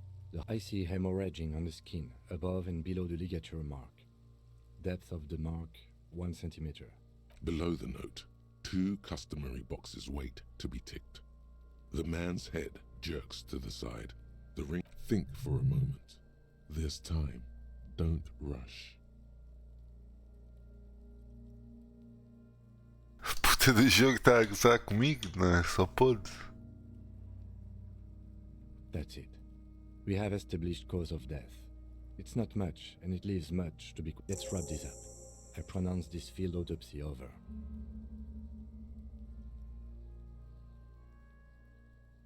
Well, we established probable cause of death.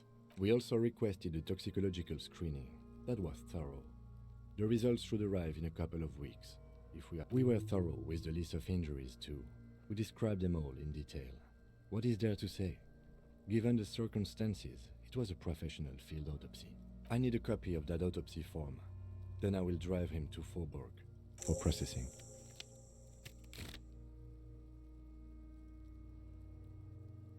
You tilt your head, also looking at... I'm sure we didn't get everything. There's always something.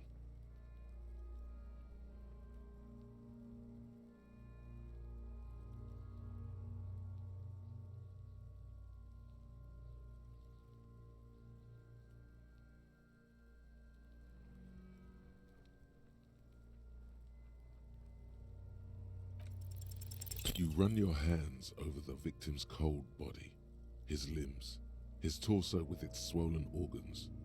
Maybe you should be more thorough.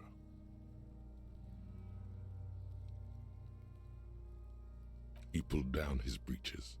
Marbling is present around the crotch. The penis has shrunk. Can't get enough of that dick. Do you think we missed something? Okay, well, we are in livor mortis here. He is disintegrating. We need to refrigerate the body if we want to conduct another examination. Hey, wasn't there a giant ice bear sarcophagus below that building? Now, detective, I've rarely been disappointed by the size of a giant ice bear fridge, but I think we should still take a look at it first. Let's move. With every hour, whatever we are looking for in the deceased will become harder to find.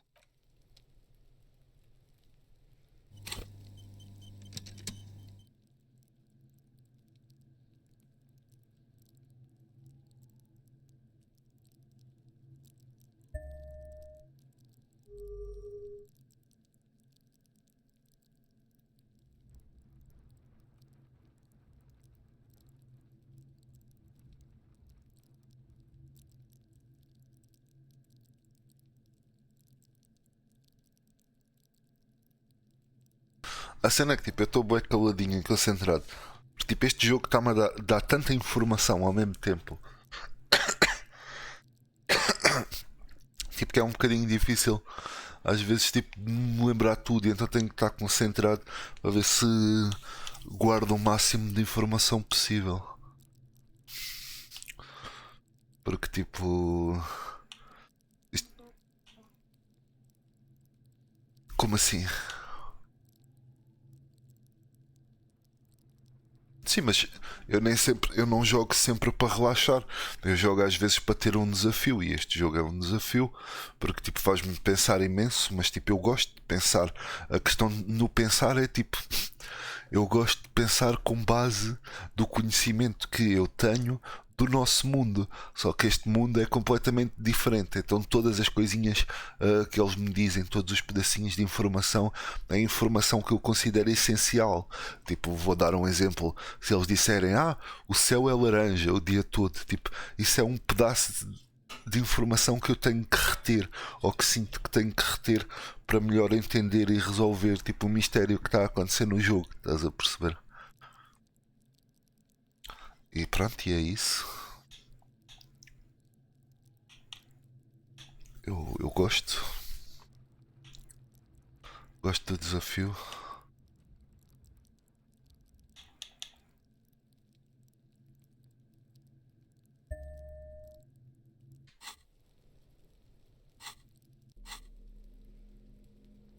Estou curioso se os putos têm alguma coisa para dizer.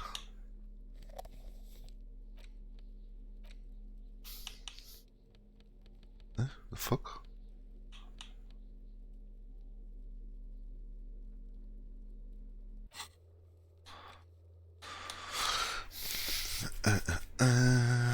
Ok.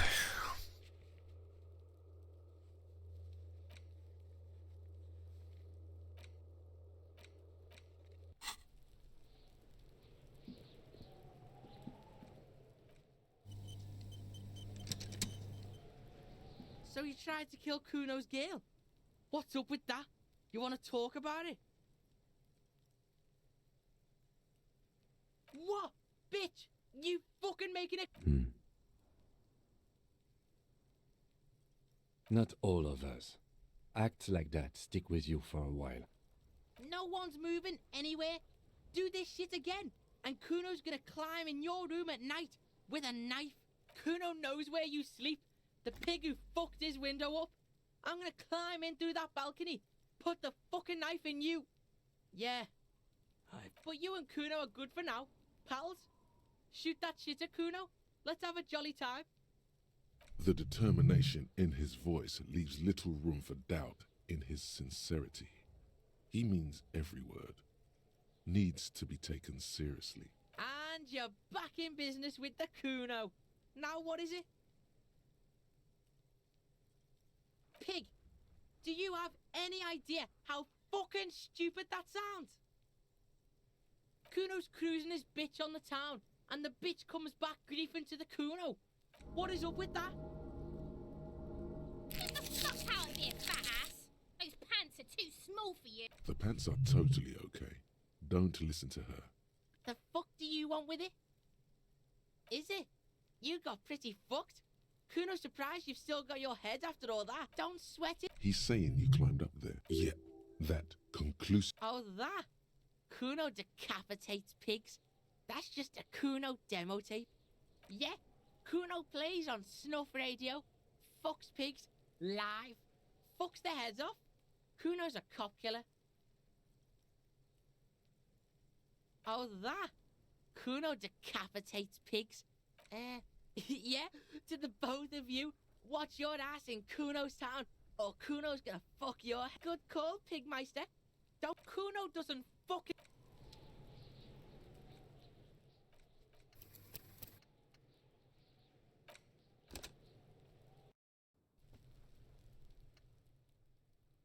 So you tried to kill Kuno's girl? What's up? Do this shit again, and Kuno's gonna climb in your room. Kuno knows where you sleep, but you and Kuno are good for now. Pals, shoot that shit at Kuno. The determination in his voice leaves. And you're back in business with the Kuno. Now, Kuno does... Can't believe you didn't take the shot. Fucking coward. Wave to... Her knuckles have turned white, holding on to that fence. She's been here for days, seething.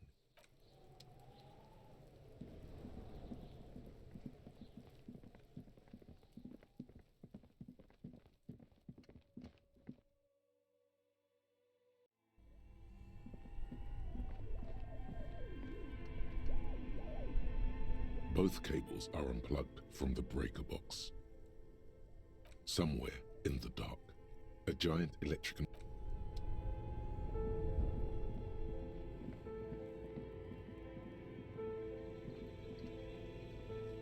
The bear's eyes are still glowing red, watching over all the ice cream wrappers hidden inside its belly. It's certainly an eccentric choice, but it is. Your visual confirms you could fit 2 more bodies in the ice bear fridge. Shall we go and get the body then? I'll take the head, you take the feet. The stairs won't be easy, but... The body is heavier than you expected and stinkier. It takes half an hour to get it down to the basement. Then 10 more minutes to stuff it into the fridge. The lieutenant takes a step back to admire your handiwork. Beautiful. A dead body in an ice bear fridge. This is some of the best police work I've ever done. You have created an ice bear sarcophagus. Talk of the ice bear sarcophagus must not leave this room.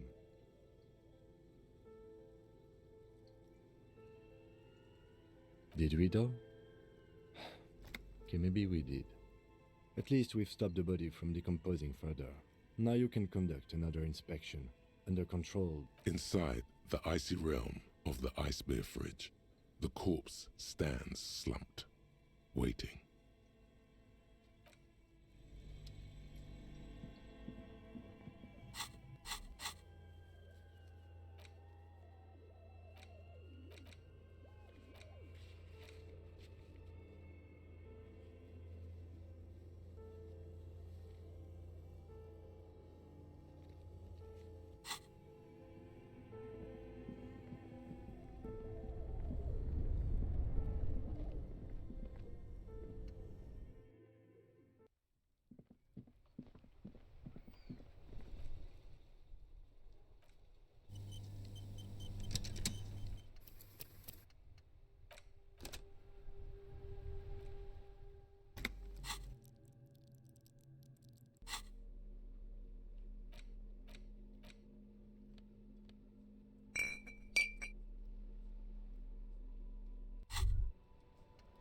Well, hello.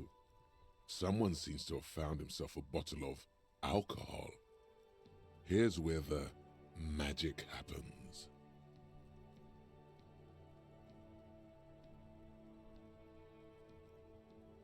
Light reflects off the green glass of the Commodore red. The gods have been generous. Better pop it. Wow, the gods of mass production have made this alcohol container laughably easy to open. There's a satisfying pop as the cork jumps out, and the hair on your back rises like an army at attention. You've been here before. Welcome back, detective. Nothing. Some mental stuff. Nothing to be worried about. Physically, you'll be strong as an ox. Fine. We're not worried. You'll crawl back to this bottle soon enough. You've passed up your chance to start drinking alcohol for now, but don't worry. The option to start drinking becomes available again in 2 hours.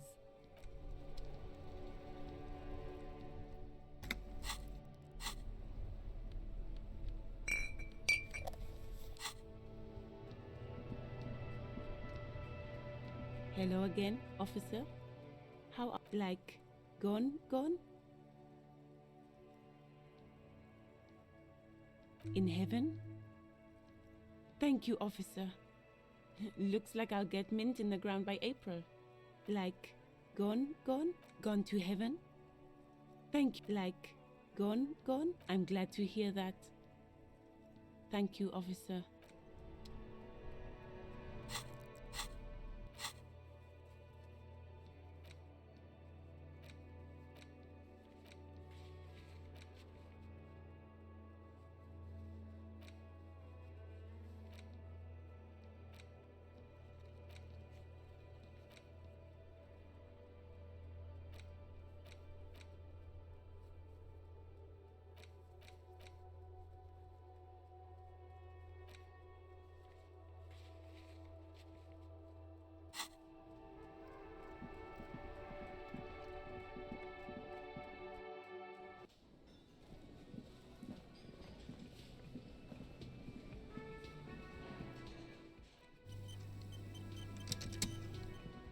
Can I help you?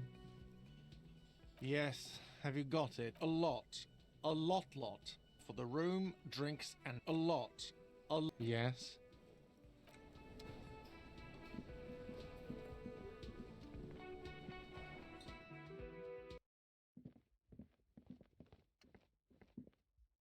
The door is closed.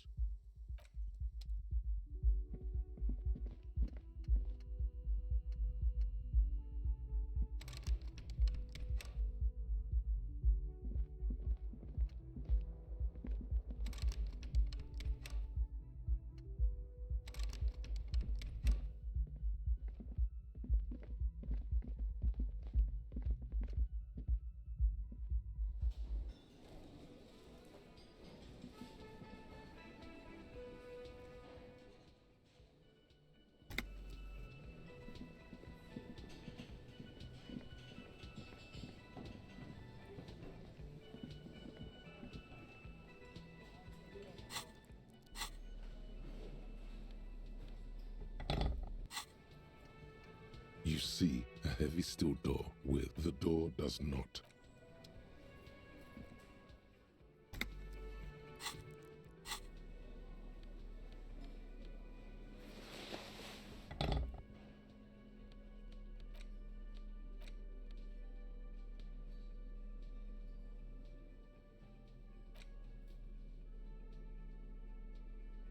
An intricate web of it still kind of looks like a map of.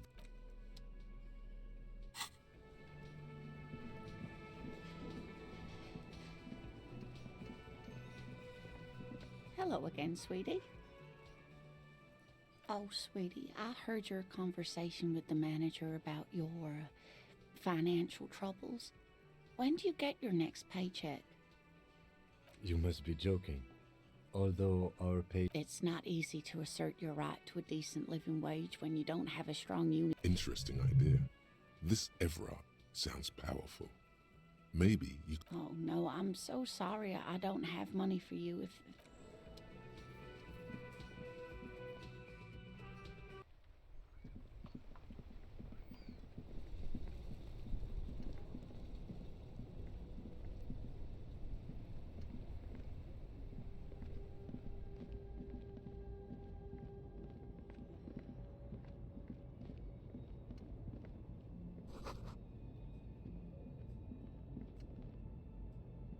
old monument stands in the middle of the traffic island, pointing toward the sea.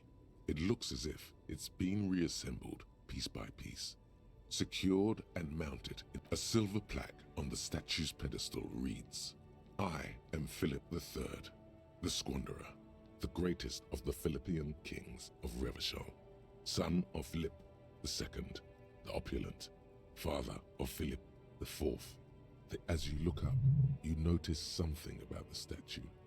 There are some odd indentations on the king's chest piece. Something with great kinetic energy seems to have impacted the cuirass, around where the heart is. Someone shot him in the heart. Interesting. Okay, I can see it, but well, Martinez is riddled with bullet holes. This place saw a lot of action during the revolution, but the statue is recently renovated, so maybe a joke? Target practice or a political statement? Why not? What this shows us is guns aren't too uncommon here, and people still shoot them, sometimes at kings. The king stands high above you, surveying the bay, mute and indifferent to your sightings. Even by the standards of the Philippian kings, old sumptuous Philip was known for his profligacy. Well, he blew through the whole national treasury, starting the decline of one of the penultimate century's greatest superpowers. His own maladministration foreshadowed the fall of the monarchy. During the anti-centennial revolution, an end to his family line and the monarchy. On the Insulindian, he sold. Stories have it that he had his bedroom converted into a treasure chamber, where he stored unfathomable wealth. He called it the Sol Auron. It was obscene. There were whispers he slept on a huge pile of gold-dipped feathers, like some obese dragon, instead of a bed, like a normal person. But wait, you haven't even heard about his fabled cocaine addiction. You see, old Philippe wasn't just good at squandering the national treasury on gold and ceremonial weaponry, he was also a prodigious snorter of nose candy. That's what the revolutionaries said 150 years later, right before they emptied out the royal mausoleum and dumped His Majesty's mortal remains in the Insulindian. Cocaine. His Majesty's courtiers said it helped him connect with the higher realms beneath the cold waters of the Insulindian Bay, thrown there by the revolutionaries. The original was blown apart by communards, then further damaged during the landing of the coalition's airships. During the turn, most historians think the coalition's hasty landing may have ultimately saved the statue. If the communards had more time, they would have reduced it up. Some years ago, a group of liberal, artistically inclined individuals, designers mostly, thought it would be ironic to restore the statue of the most wasteful ruler of Revachol in the poorest part of the city. The statue is supposed to capture the moment it was blown apart, like an instant frozen in time, a rare butterfly trapped in amber, floating on a sea of.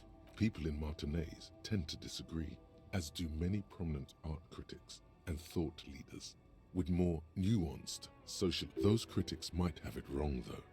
There's more to it than just ironism, but you can't say what precisely. Perhaps this Philip III, the Squanderer, however, with his bronze face up in the air, doesn't seem concerned, not that he ever did in life either.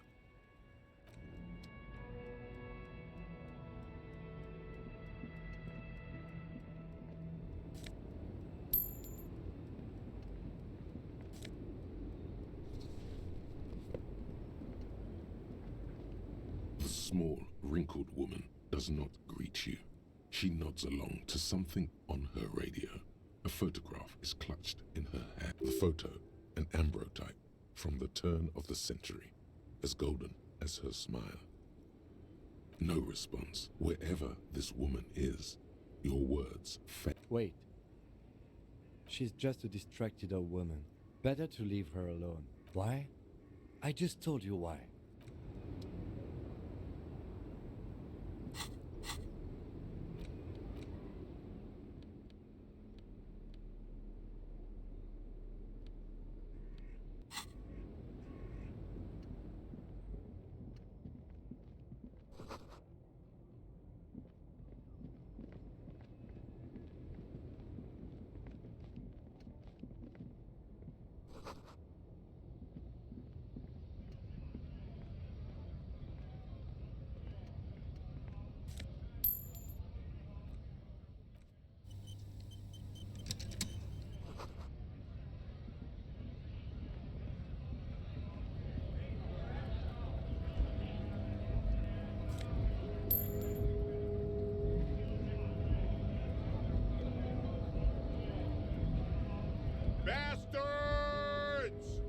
have a right to work. Hold up and stay frosty, everyone. Cops are here. You here to fuck with us? Beat the honest worker down. We're here to fight for a cause. Stripes usually have problems with people who have causes. Good. We're fighting for a cause here. Right to work! Besides, we're not that different. It helps if people see us talking, cops and strikebreakers together. Shows authorities are on our side. Builds confidence. Rights of people. Rights of workers. To have gainful employment. His manner of speaking is wooden, the tone of voice bland and uninspired, almost as if compiling replies from a set of learned phrases. Might be time. Don't let the fat bastards tread on you. Cops tend to side with the higher-ups, but you're essentially still workers. I don't trust cops, but I can see you understand the right to work! Right to work! Maybe you should ask them the questions, like why we're not allowed to make a living here. Shame on you! We have families to feed, you piece of shit. So do we, Scott.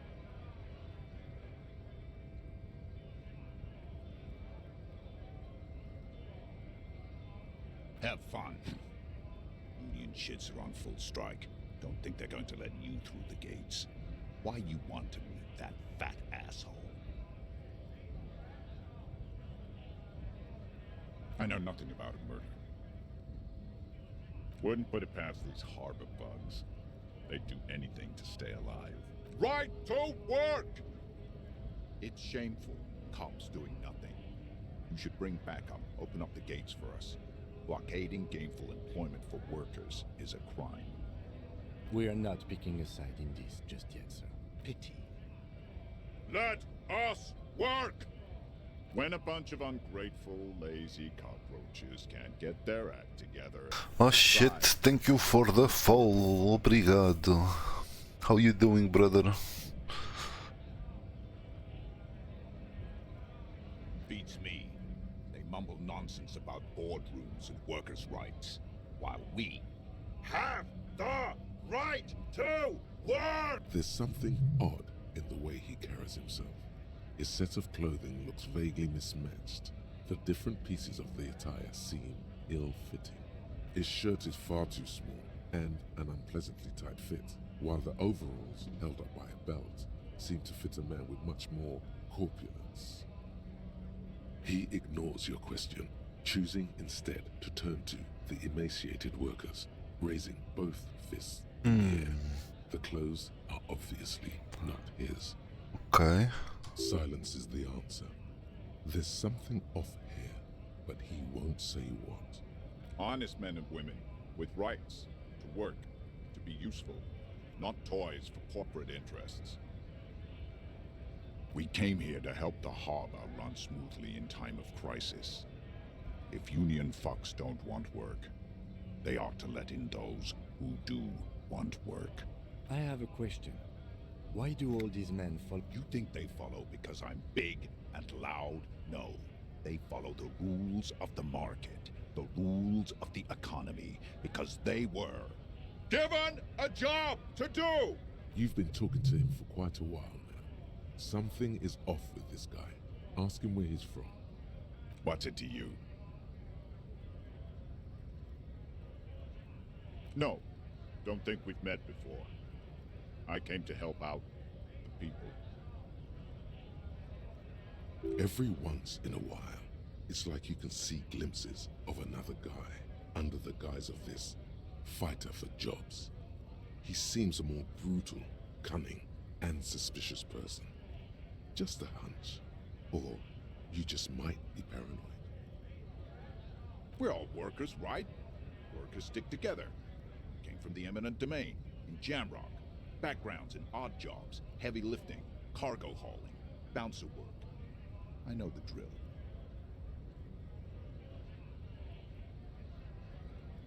Worked at Territorial. Ring a bell? Pretty okay as far as lies go.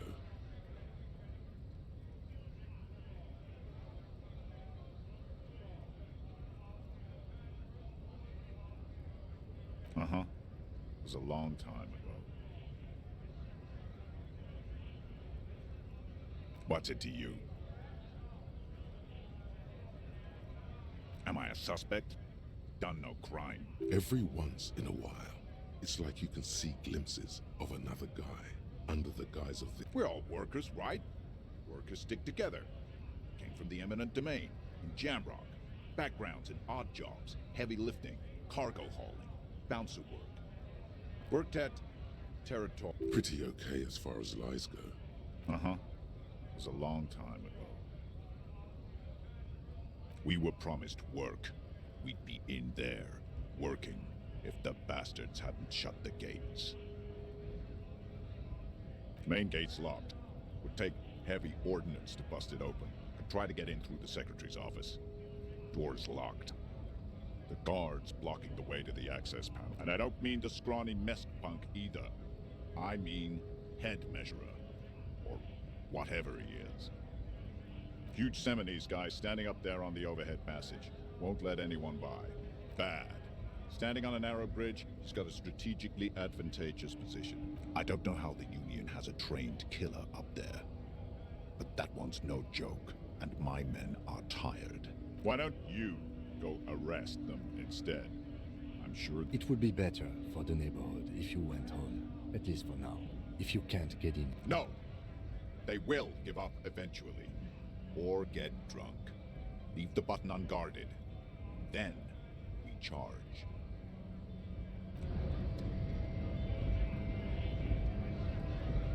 We should think about calling it a day, maybe. The nights are still miserably cold this time of year. We should take care of that then. Let's talk to him anyway. An officer of the RCM shouldn't be sleeping in the street.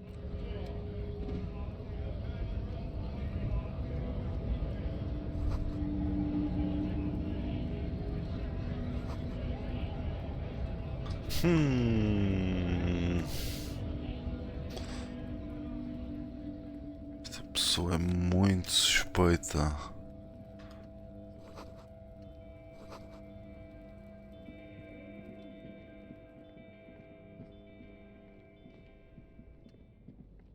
Very suspicious.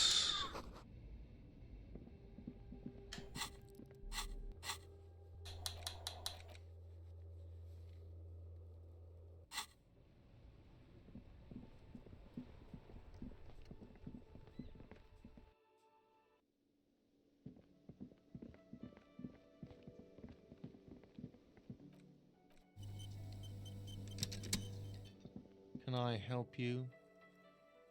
Yes, have you got it? Does that arrangement include you paying me what we already agreed you owe me?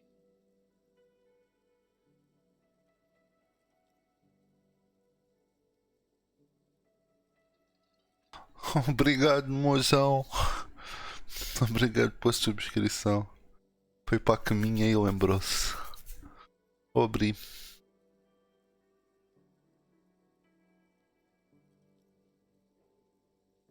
What about what I have been through, huh? You're not the goddamn protagonist of this story. Literary demotion. That's the worst.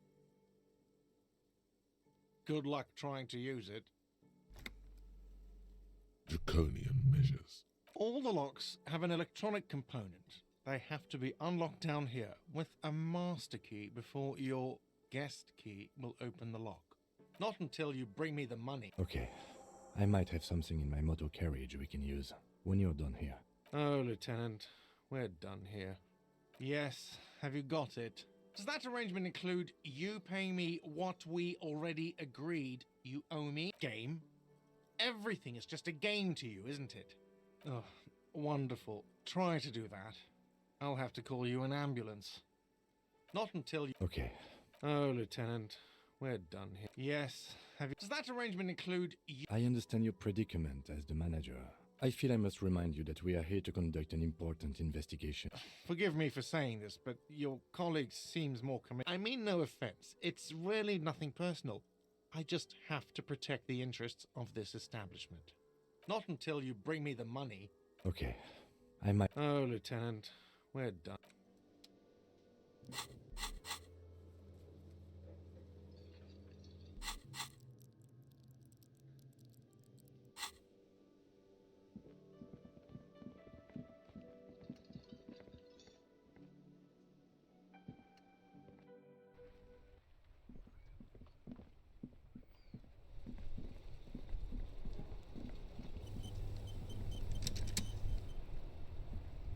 Inside, you see a set of steering levers, a radio. I have something here we could sell.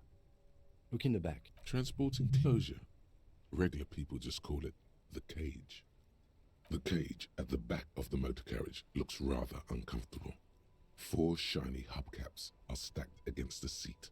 Their silver edges sparkle in the dark. I confiscated these for a little while back. We can take them to the pawn shop down by the Martinez Canal.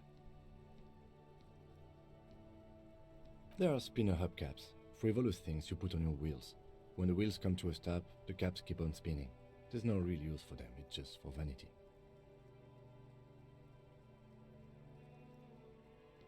A couple of weeks ago, I stopped a young man for going slower than the speed of traffic. Turns out he was some coalition official's son and high. I took them and arrested him for driving under the influence. I don't know, is it? I was going to take them into evidence, but they weren't necessary for conviction. He never asked for them back. No, that would be silly. I don't know why I kept them. It doesn't matter. I couldn't put them on this MC anyway. A cop with spinners. That would be outrageous. He flashes a smile, barely visible in the dark. As I said, they are useless anyway. I should have remembered I have these earlier. Yes, there's one 100 meters south of here. I think it's called Roy's Nest or something. Items that can be pawned at Bird's Nest Roy's appear in your inventory under the Items tab. You can pawn these items when talking to Roy. The lieutenant nods as you take the spinners.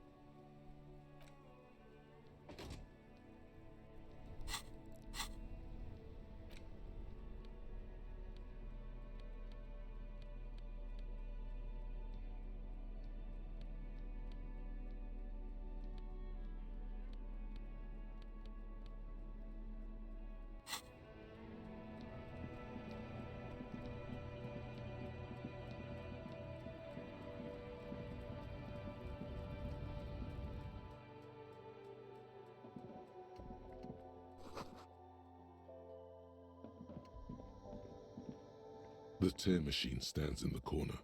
A sign says, 1 bottle equals 10 cents. Oh, that's the tear machine. It's a machine for tear. You know, you find tear outside, like bottles or whatever, and put it in the machine. You need a bag, I guess. We used to have some, but we gave them all out. Feel free to use it if you find a bag, though. I'm sure there are some out there.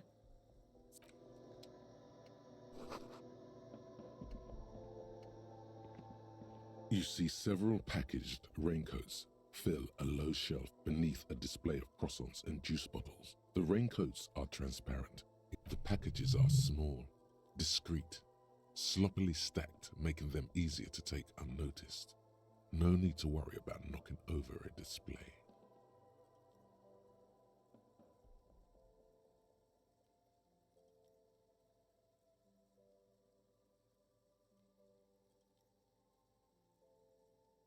What is what? If you want to buy one, then it's only 4 real. Her attention is drawn to the raincoats. Stealing one undetected will now be more difficult. Here you go.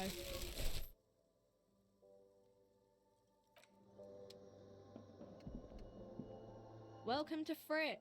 Feel free to look around or something. Everything is out on the shelves. What's that magazine she's reading? I don't know. Frit?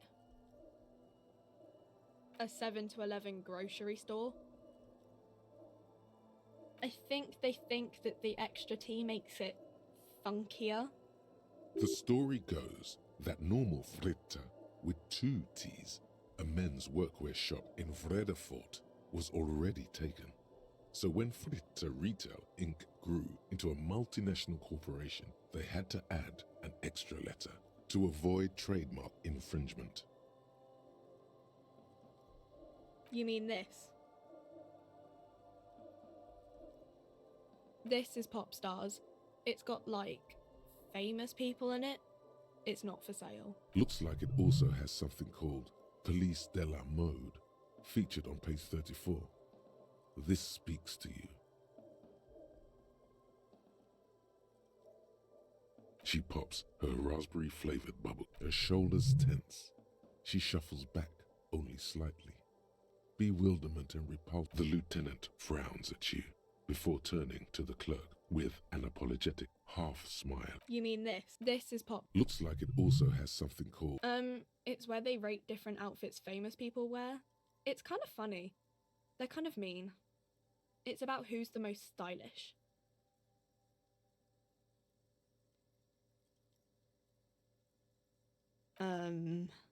No. We are not the fashion police. We're the real police. Okay. I'm not really supposed to be chatting to anyone, but... A warehouse? I don't know. Maybe. I don't really care what Frit does. She looks up from under her brow. Fine. Frit doesn't have a warehouse. Just a little back room here. Okay? I don't really know anything. I mean, I know it's there, but I haven't seen it, so not really. No. I didn't know him at all. I don't know, really long. No need to worry. It's just standard procedure for us to ask around. If you hear... Okay. Uh-huh. Reality? You mean? She is like a student unexpectedly called upon by a teacher. Can she answer the classroom question? I don't know. What about it? We're in Frit? As mankind? What will her essay prompt be? In a good place. I mean, science is doing great, and this radio computer thing seems to be kinda big. I don't know. Our government? Or do you mean something else? Sorry, I really need to finish this article. When ordinary people take over the government, yeah, it happened like 50 years ago or so. Cool.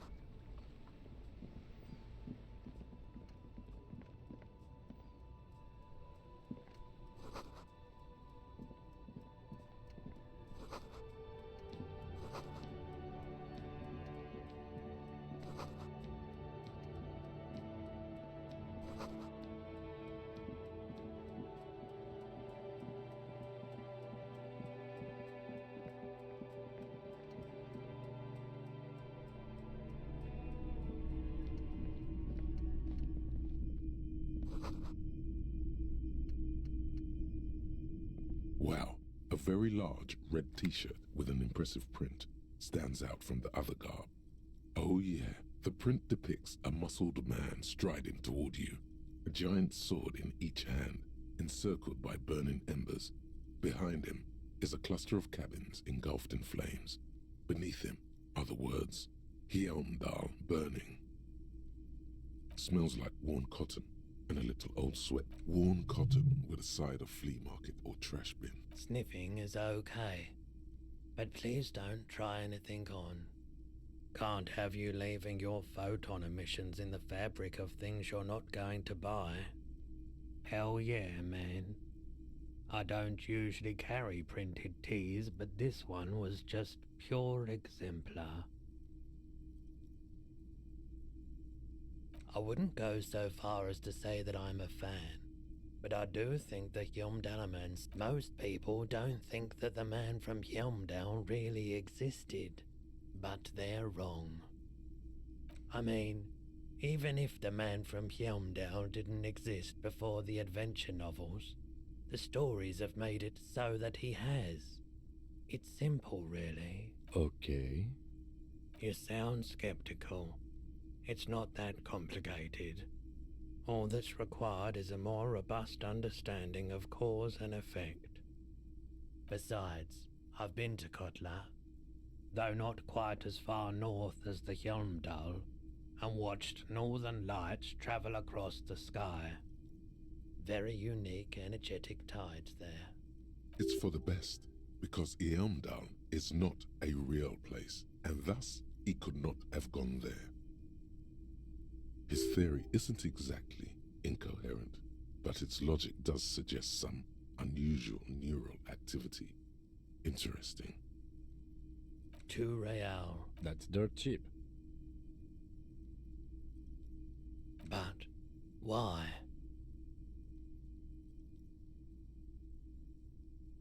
I deal in goods, not services. 2. That's dirt cheap. But why? I sympathize, I do. But this is a for-profit enterprise. Welcome to Hjelmdal, officer. A typical Martinez streetlight sits among assorted floor and table lamps.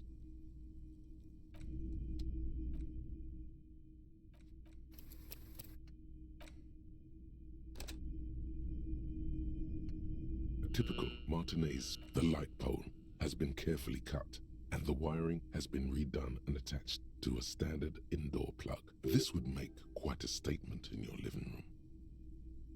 Yes, officer. As you see, it's in perfect working order. His manner is casual, but his speech is careful, measured. He wants you to know that he has nothing to hide. It was brought to me to be altered. We are not here to investigate the theft of city property. You have to admit it's rather clever what he's done with it. 700 real. A bargain, I dare say.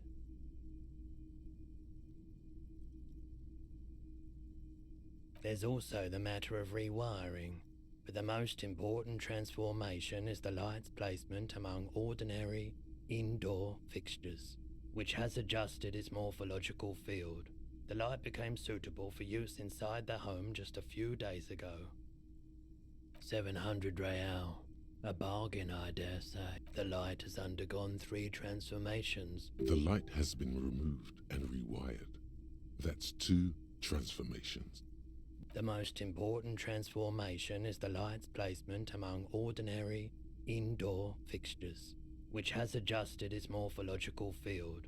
The light became suitable for use inside the home just a few days ago. Okay, that checks out.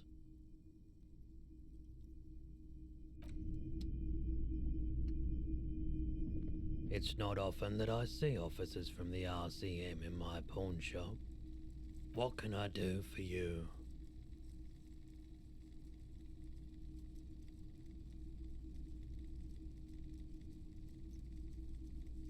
Oh no, not at all. I guess I haven't had many customers lately, RCM or otherwise. Who are your customers usually? All kinds of people come through here. Locals, travellers, people looking for a deal, people looking for a keepsake. People who, as you can see, I have a wide selection of goods for everyone to choose from. It keeps me entertained. He's well composed, but underneath it you sense psychedelic processes bubbling. Some kind of drug, maybe.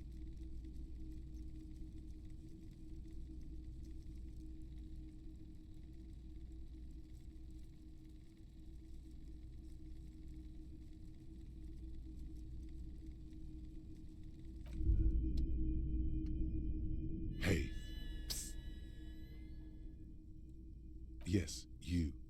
Word on the street is you're ready to start building communism again. You keep saying things like, down with the bourgeoisie, eat the rich, sodomize the landowners, impale all people who have more than 25 real in their pocket, literally murder all human beings regardless of their political beliefs. That kind of stuff. Oh yes, the mask of ambivalence. Don't deny it. You're about to rip it off and reveal the monstrous seven-eyed lamb of global communism. Everyone can see that. So tell me, do you have any questions before we fire up the big communism builder? Or do we get right down to it? Failure. It's about failure. Of course you do. You are failure. You are communism. Absolutely vanquished, beaten, curb-stomped, shattered. You alone, against every living thing, against every human alive. 800 trillion real in the hands of an impossibly well-organized ruling class.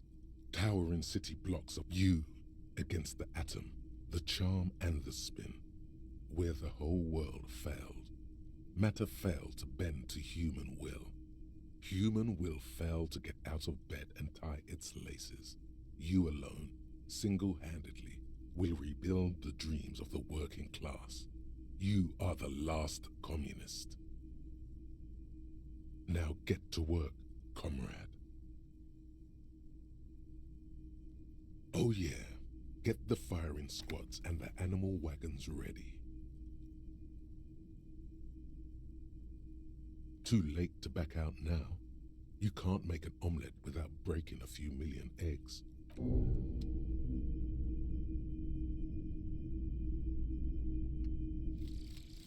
Aces low.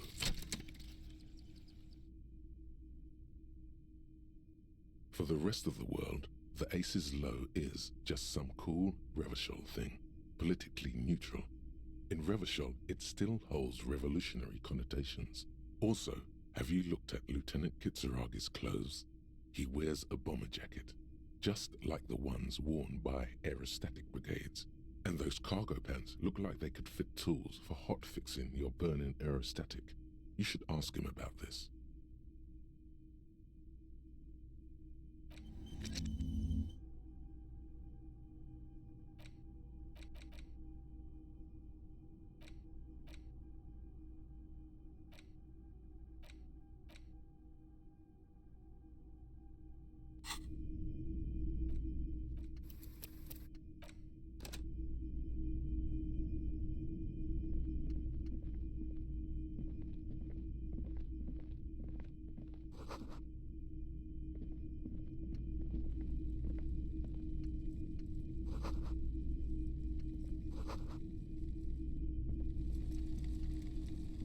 You see rows of toy soldiers guarding the rest of the trinkets displayed on the table. Some on horseback, others in rags, others yet in bright blue uniforms. Big men on big horses, clad in lamella armor and carrying flintlocks, the kind that would mow down a line of enemy soldiers in the blink of an eye.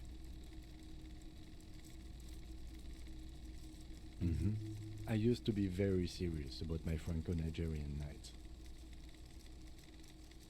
They're not all blue. These figurines also wear gold coats and caps, complemented by orange trousers. They are variously posed, wielding swords and rifles with bayonets.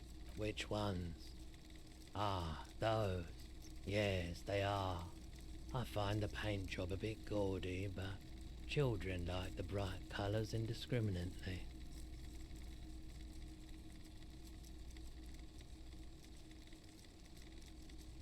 This set of soldiers isn't meant to look impressive. A few have rifles, but most of them carry pistols. Some even shovels and tall sticks. You're probably talking about the revolutionaries, yes? Yes, they are soldiers, revolutionary soldiers. I think their poverty has been exaggerated for effect. When you place them next to the royalists, it doesn't seem like they could possibly win.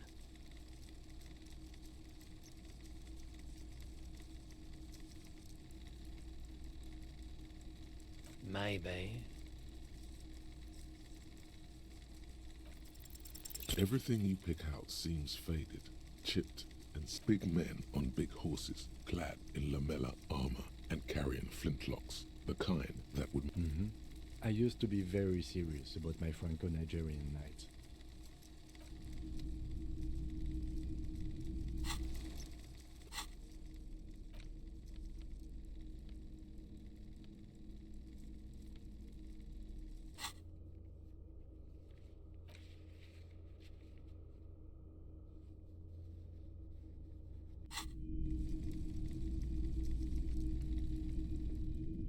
The boomboxes on the shelf look well-loved and well-traveled.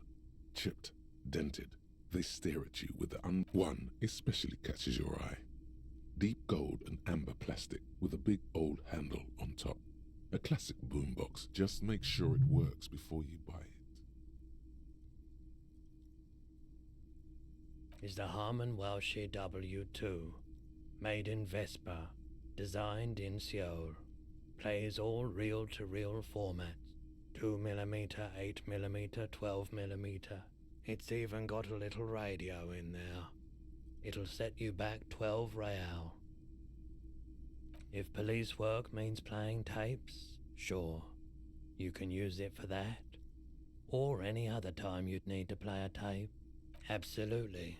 I've tested each one myself with recordings of speech. Found sounds and music from a variety of genres, even though... That's odd. Why doesn't he like music? The stuff I record myself, silverware shaking in drawers as motor cars race by, nocturnal animals climbing on the roof, airship rotors, that kind of... Maybe you should ditch music as well. Get into these more experimental sounds he's describing.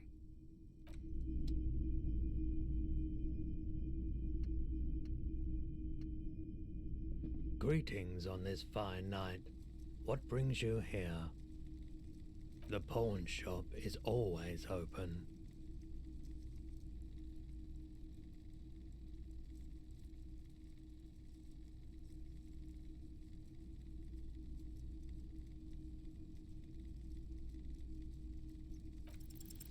Feeling warm and enthralled by the movement of light, while the mind continues to race forward. Lucky bastard, he's probably on Pyrrolidon. It's a drug developed by the military to treat and prevent radiation sickness. It has psychedelic side effects, and it makes your eyes turn yellow.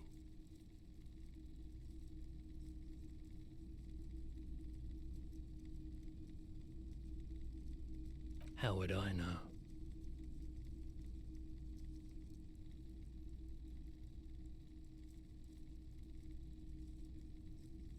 Pyrrolidon is just something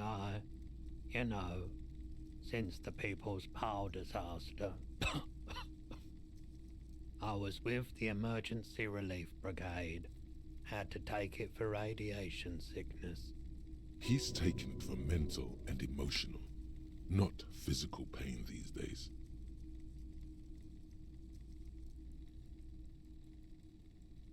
A bad idea. Some poor leftist built a particle decay generator in hopes of bringing affordable electricity to underserved communities. It malfunctioned. Radioactive waste everywhere. Probably. The People's Pile was a Type U particle decay generator that failed immediately after entering service, releasing radioactive waste into River Esperance. Construction began during the Commune of Revachol. The people continued work on it after the Commune fell. Needless to say, a primitive nuclear reactor, also an emergency valve defect resulted in steam pressure blowing the turbine, taking the fuel containment vessel up in... We were an all-volunteer force, self-organized, tried to help the fire. On the patch, gamma radiation lines crossed with a red drop. I lived by the river since I was a small boy. The Esperance didn't have the art to let it all go to shit without trying to do something to help out. There wasn't much the volunteer force could do, however. We wasted years in the river mud, years getting sick. There's a reason why everyone's tried to forget any of it ever happened, and why no one has tried to repair or replace them. So much disappointment and early deaths. Cancer mostly. And we knew all that was coming even as we were cleaning up as best we could. No one's. Everyone. A bunch of poor people built themselves a primitive nuclear reactor, hoping for the best. What do you think? The cleanup happened 15 years ago. I was young then. Later, my second aunt died. Left me this shack and all the assorted junk. So I came to Martinez. People told me don't go there. It's a shithole. I said, people, we just had a nuclear pile meltdown. I'm gonna get as far away from Forburg as I can. Still in the same city, but... I like the theory more than the story. Out. Yeah, you gotta get in on those vortices, my man. Yes, we'd like to sell these hubcaps. Roy takes the hubcaps from the lieutenant and inspect. Yes, these are very, very good. Did you defraud some foreign prince? No one was defrauded or jumped, I assure you. Of course, I meant no offense. 200 real. Thank you. Here's the 130 real you need for your bill. Do not waste it. The rest is for him, to compensate for the... Anything else you're thinking of selling? Oh, no. I don't like those kinds of objects.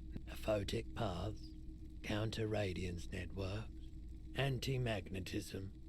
You have absolutely no idea what aphotic paths are, but the tattoos on the man are not that. I'm not purchasing any more clothing at the moment. Anything else you're thinking of selling?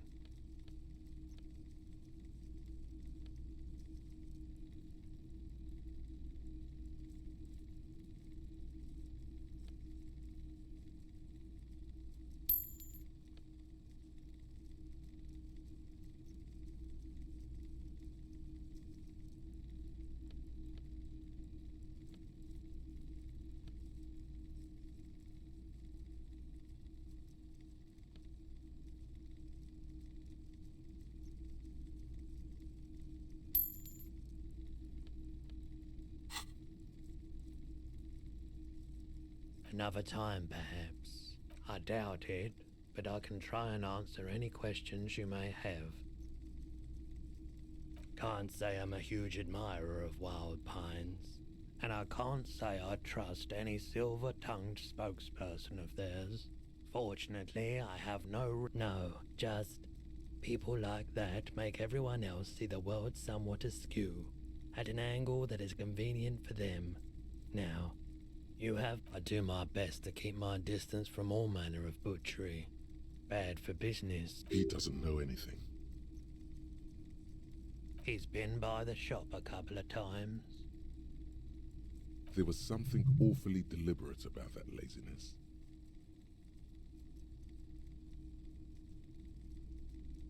They weren't the most pleasant interactions. Small, but I bowed out at some point. I prefer to watch from afar while the bigwigs come and go. He tried, wanted to come to some mutually beneficial agreement around my dealings with the dock workers. I politely... So you don't know what kind of arrangements he was talking about? As I said, I refused to talk to him. That's why he came back a second time. That's also why he purchased a remarkably garish paperweight the first time he was here. Nothing the second. He nods reluctantly. The pawnbroker's gaze is already fixed on the dancing colors.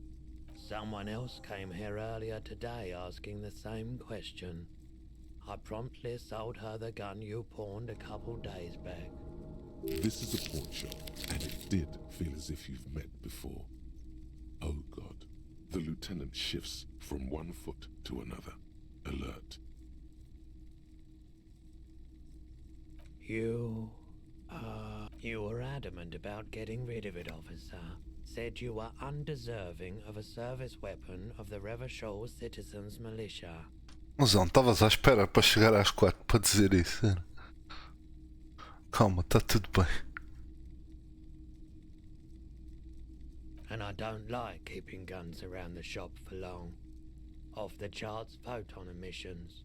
The unhealthy kind. She didn't seem like a policeman, although she kept referring to herself as a pig, which was odd. I found her interest in the gun a bit obsessive, but I was just happy to get rid of it, truth be told. Right, so let me get this right. You sold your sidearm, issued by the Citizens Militia, and now a civilian is running around the streets of Martinez with it?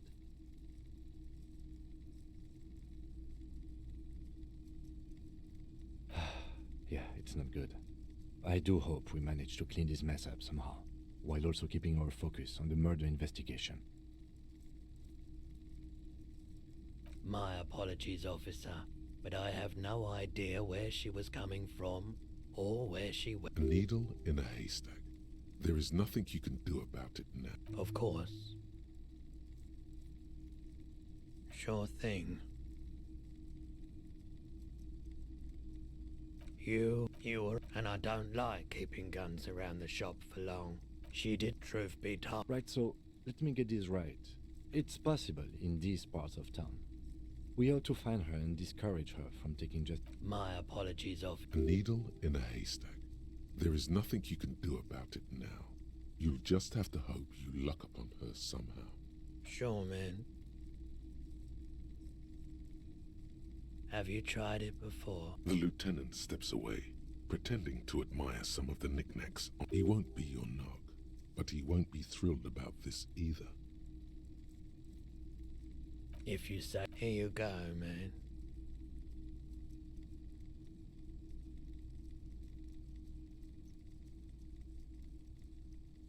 I respect your decision, officer. What else can I help you with?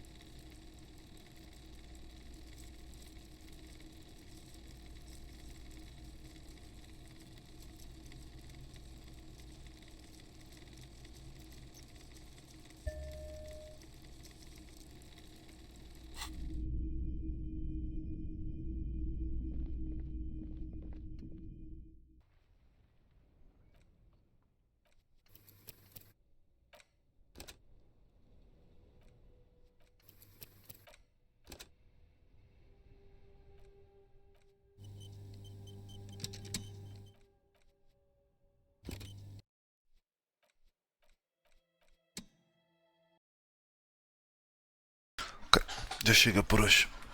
Thank you for watching. Bye bye.